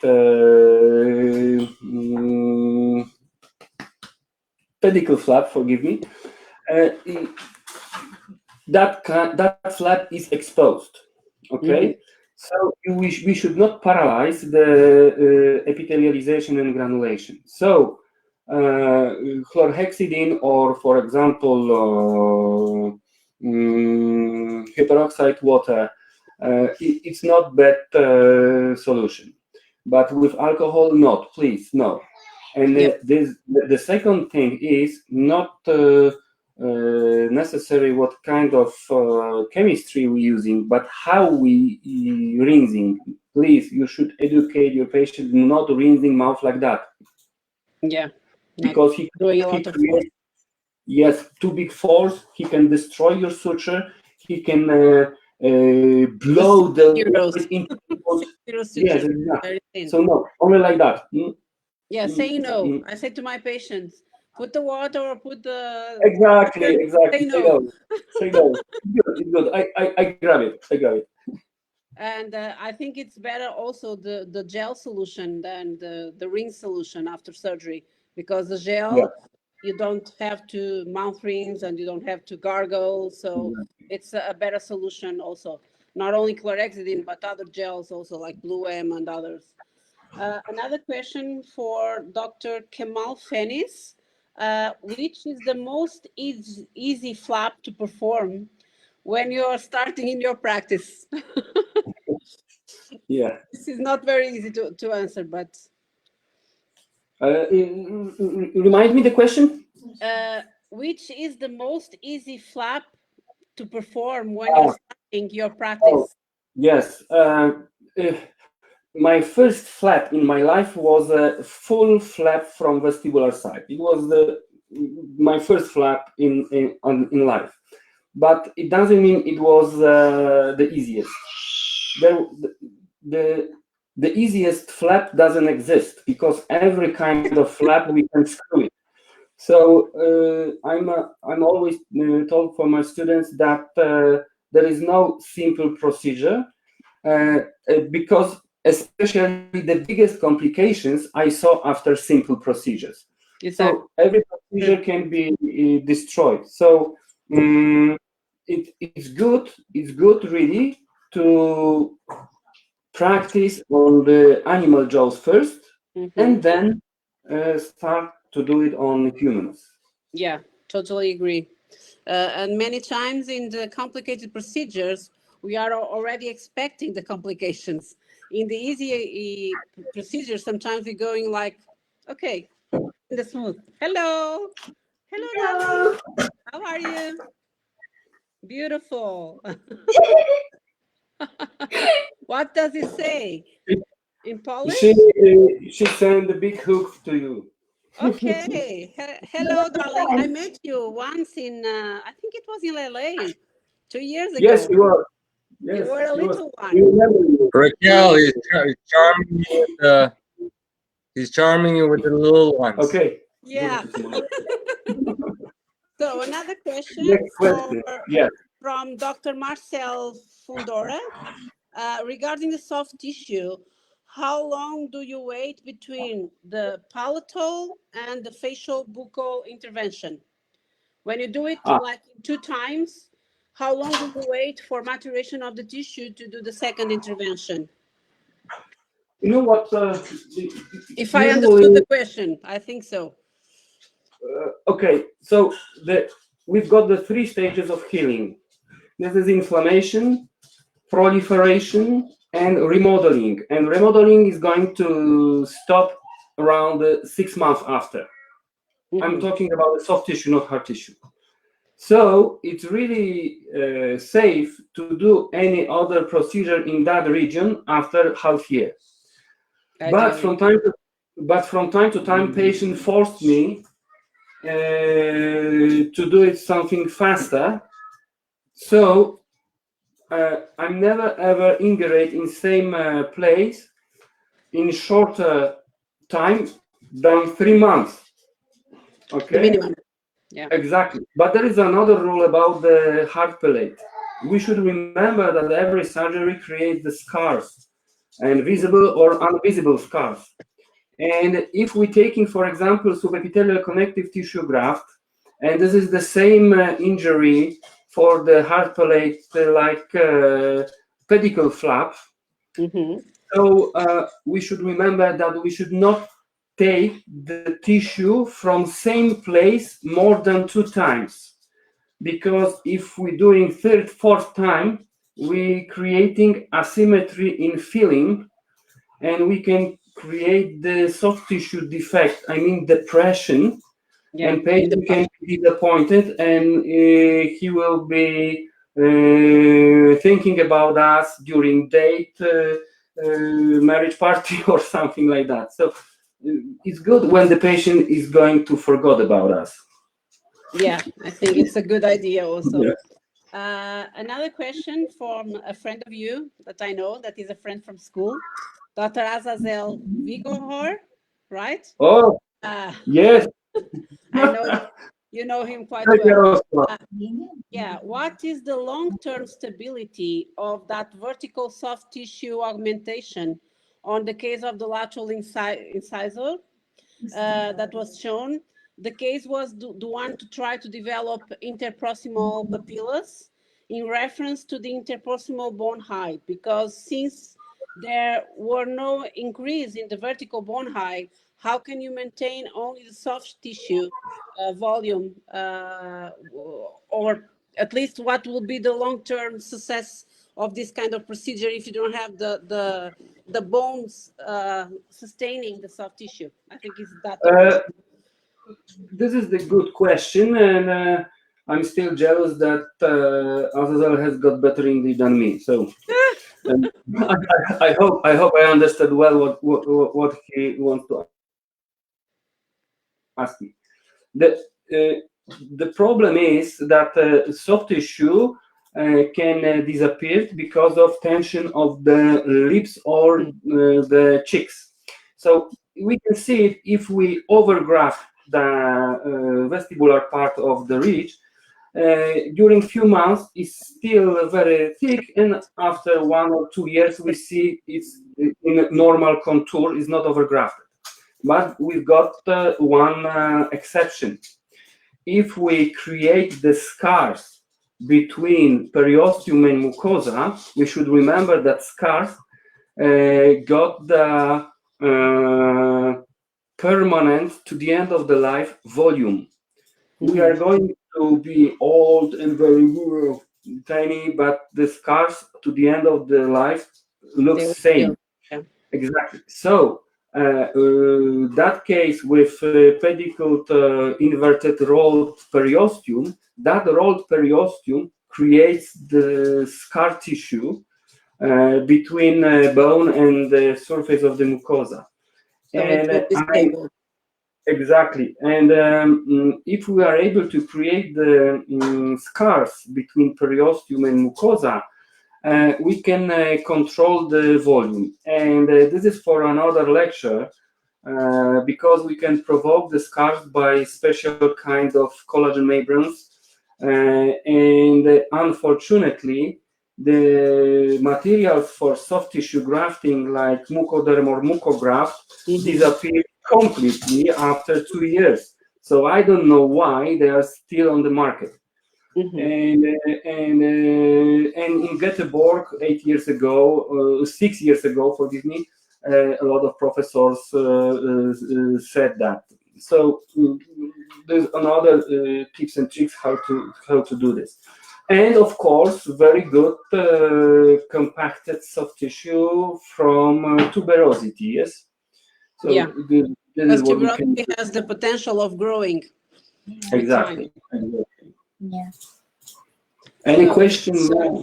More questions. So from Dr. Danish Barmer, does the pedicle graft have to go under the palatal tissue bridge? What?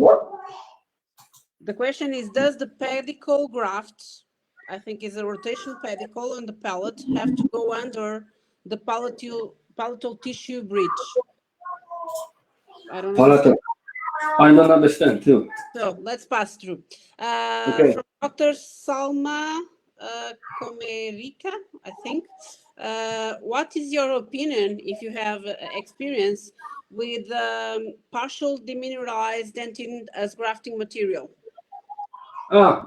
It's very good material. It's really good material. It's natural. It's autogenous graft.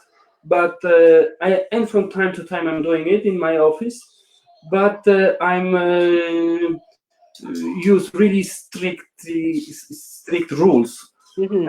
I'm not grinding all teeth. I'm grinding only Yes. only wisdom teeth or impacted teeth. Yeah. That they were completely hermetically Immersed. closed. Exactly. So and we should remember that grinded tooth has got a smaller volume than before grinding. Mm-hmm. And we can be bad surprised that we have not enough material for augmentation, so it's better to grind 2 or 3 teeth. Mm-hmm. But it is good material. Yes, I have no any doubts. Another question from Dr. Ala Abganan. If we didn't achieve the papilla around the implant, how could we manage? I think the question is doing a traditional surgery and he puts the implant and then it doesn't have papilla. How can he manage to try to create the papilla? It's a difficult question. Yes, I promise you in 1-2 hours after lecture, I will post a case with that procedure with pedicle flap from hard palate, and that flap was placed between the crown on the implant and natural crown. Okay. And we created the papilla. But of course, every method has got limits. But in my opinion, that method in my hand today is the most predictable. So I'm using again arterialized. It means I think when we say arterialized flap, it's better for imagination than pedicle flap. Yes, that flap should be arterialized for surviving and growing properly. Mm-hmm. Another question from Dr. Amit Wadrowan. Can you share any tip in the relieving incisions you give after changing blade position to relieve CTJ, connective tissue graft, from underlying bone, as it's difficult to stay in constant position with the blade? If you have any trick or any tip, because sometimes if you don't have a stable hand, it's not so easy to collect and to do like a very straight incision. I'm taking the blade like sticks for sticks for sushi. Yeah. Yes, but that two fingers are still supported by jaw or by teeth, etc. And of course, I'm using very often that flat part of the blade for supporting the soft tissue. So if I'm going under, yes, I'm able to move it up just by blade. Yes, and then I change the angulation under the flap, you see, and I'm able to cut down. So that's why I'm using rotated blades and rotational cable of the exactly. scalp. Exactly. Yeah. So it's a good tip to use rotational. Wait a minute. Okay, no worries. I also have a Always surprises with Dr. Jadach. I can tell you that in my first webinar during lockdown, my daughter tried to do some toasts, and the lights went down. So I wasn't. I was offline because she was trying to do some toasts at the same time I was doing the webinar. So I understand. To have kids at home and working during webinars is Exactly. not so easy. So no, I think it was a great tip. So the cable of the scalpel should be round because you can rotate, Yeah. and you should have some support with your other fingers or in the mandible or whatever you are doing the soft tissue graft. Another question. Let me see. One is for me. Okay. When you do the palatal approach of sinus, what is the risk of damaging the anterior palatal arteria? Because I understand that you go palatal when the wall, the sinus palatally is thinner than buccally, and is logical. Why should I destroy the bone that is already created and strong? And also the palate, you have a very big tissue and very hard one, so it will stay there even if you don't put any membrane. It will stay there because it has a big periosteum and thick. But what is the risk of damaging the GPA when you're manipulating the tissue? Because normally you don't do like vertical incisions in the palatal because of vascularization. No. Probably it's not going to be very easy to be honest. I did some cases more occlusal, but never palatal, and I'm curious. Look, as I said on the lecture, the smallest diameter of that vessel is nearby canine. So only there I'm doing the vertical incision. Only there. Okay. But next thing is that we should open full flap. So artery is on the another side of periosteum. Okay. So if we're working with full flap, the GPA is completely safe. Yes, and of course we should take care if we're using a piezotome machine for open the window to the sinus. The rest of part of the tip, that cutting tip, should not have a contact with the flap. Yes, because after a few seconds, all vessels are damaged and we can see the hematoma. Exactly, and if we created full flap on the hard palate and our GPA is hurted, we can create the necrosis, of course. Yeah. So this is the problem. So that's why. Unfortunately, I had that experience for one time in my life, and of course, it was my dad. Oh, yeah, family, exactly. Yeah, doing a partial pediculated flap, and it started to bleed. It was a variation of anatomy. I was not counting. It was 2 in front, not in the second molar. It was in the second premolar. And it was my dad, of course. And at that time, I didn't have lateral cauterization, so I had to do cauterization with heat, with a traditional. And then at that time, everything went fine. But then after a few days, we had some necrosis of the palatal, and then, of course, it healed. Maybe I will show you. I will show you some screen.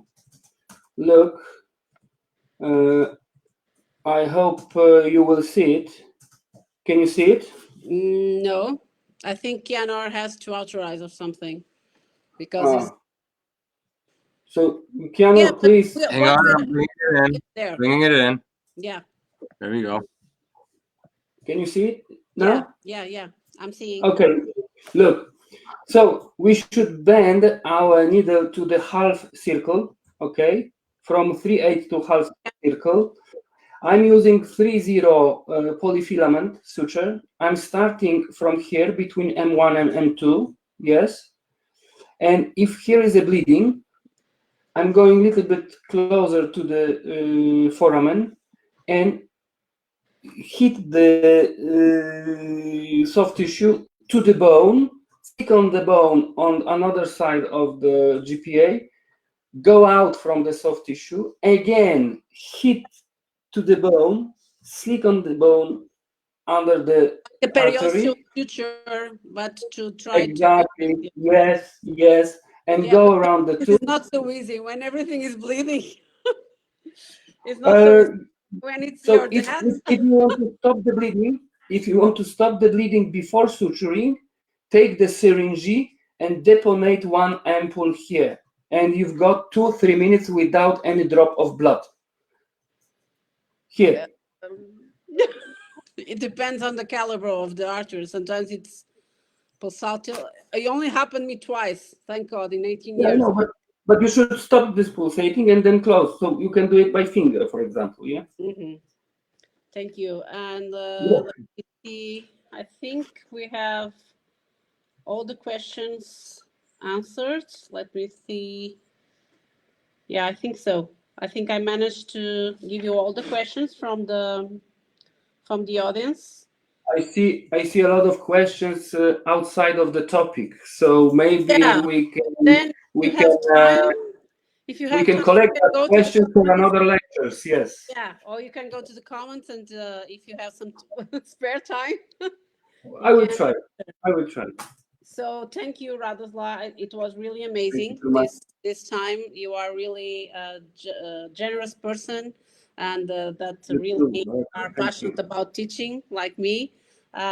That's why we are the red brother and sister. Yeah. And you said in your lecture that in Poland you say stupid people get lucky. I will Yeah. say smart people get lucky, like you, because you are very smart, you are very ambitious. You get lucky because you are very hardworking. It's not because of getting stupid. So that's my conclusion. Keep up Thank you. your amazing work, doing all your graphics and your books, and because it's really amazing what you're teaching to others.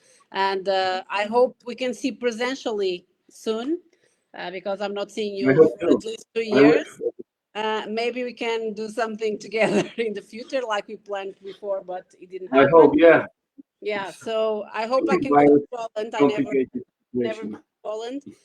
So, and of course, you are always welcome in Portugal. As you know, you've already been here several times.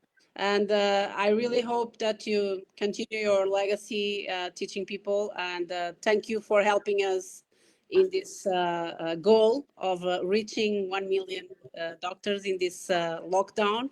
And thank you for your being available to do this, all of this, not only the webinar, but the live surgery and all the question and answers. Thank you, Radoslaw. Thank you so much. Thank you for all of you. And Rita, we have to meet together. Next time we have to have some glass of wine. Or 60% water. Yeah, or tonic water with gin. All right, guys. Thank you for the wonderful lecture, and we look forward to seeing you at future events. Thank you, Dr. Gomes, for hosting. Bye. Thank you. you.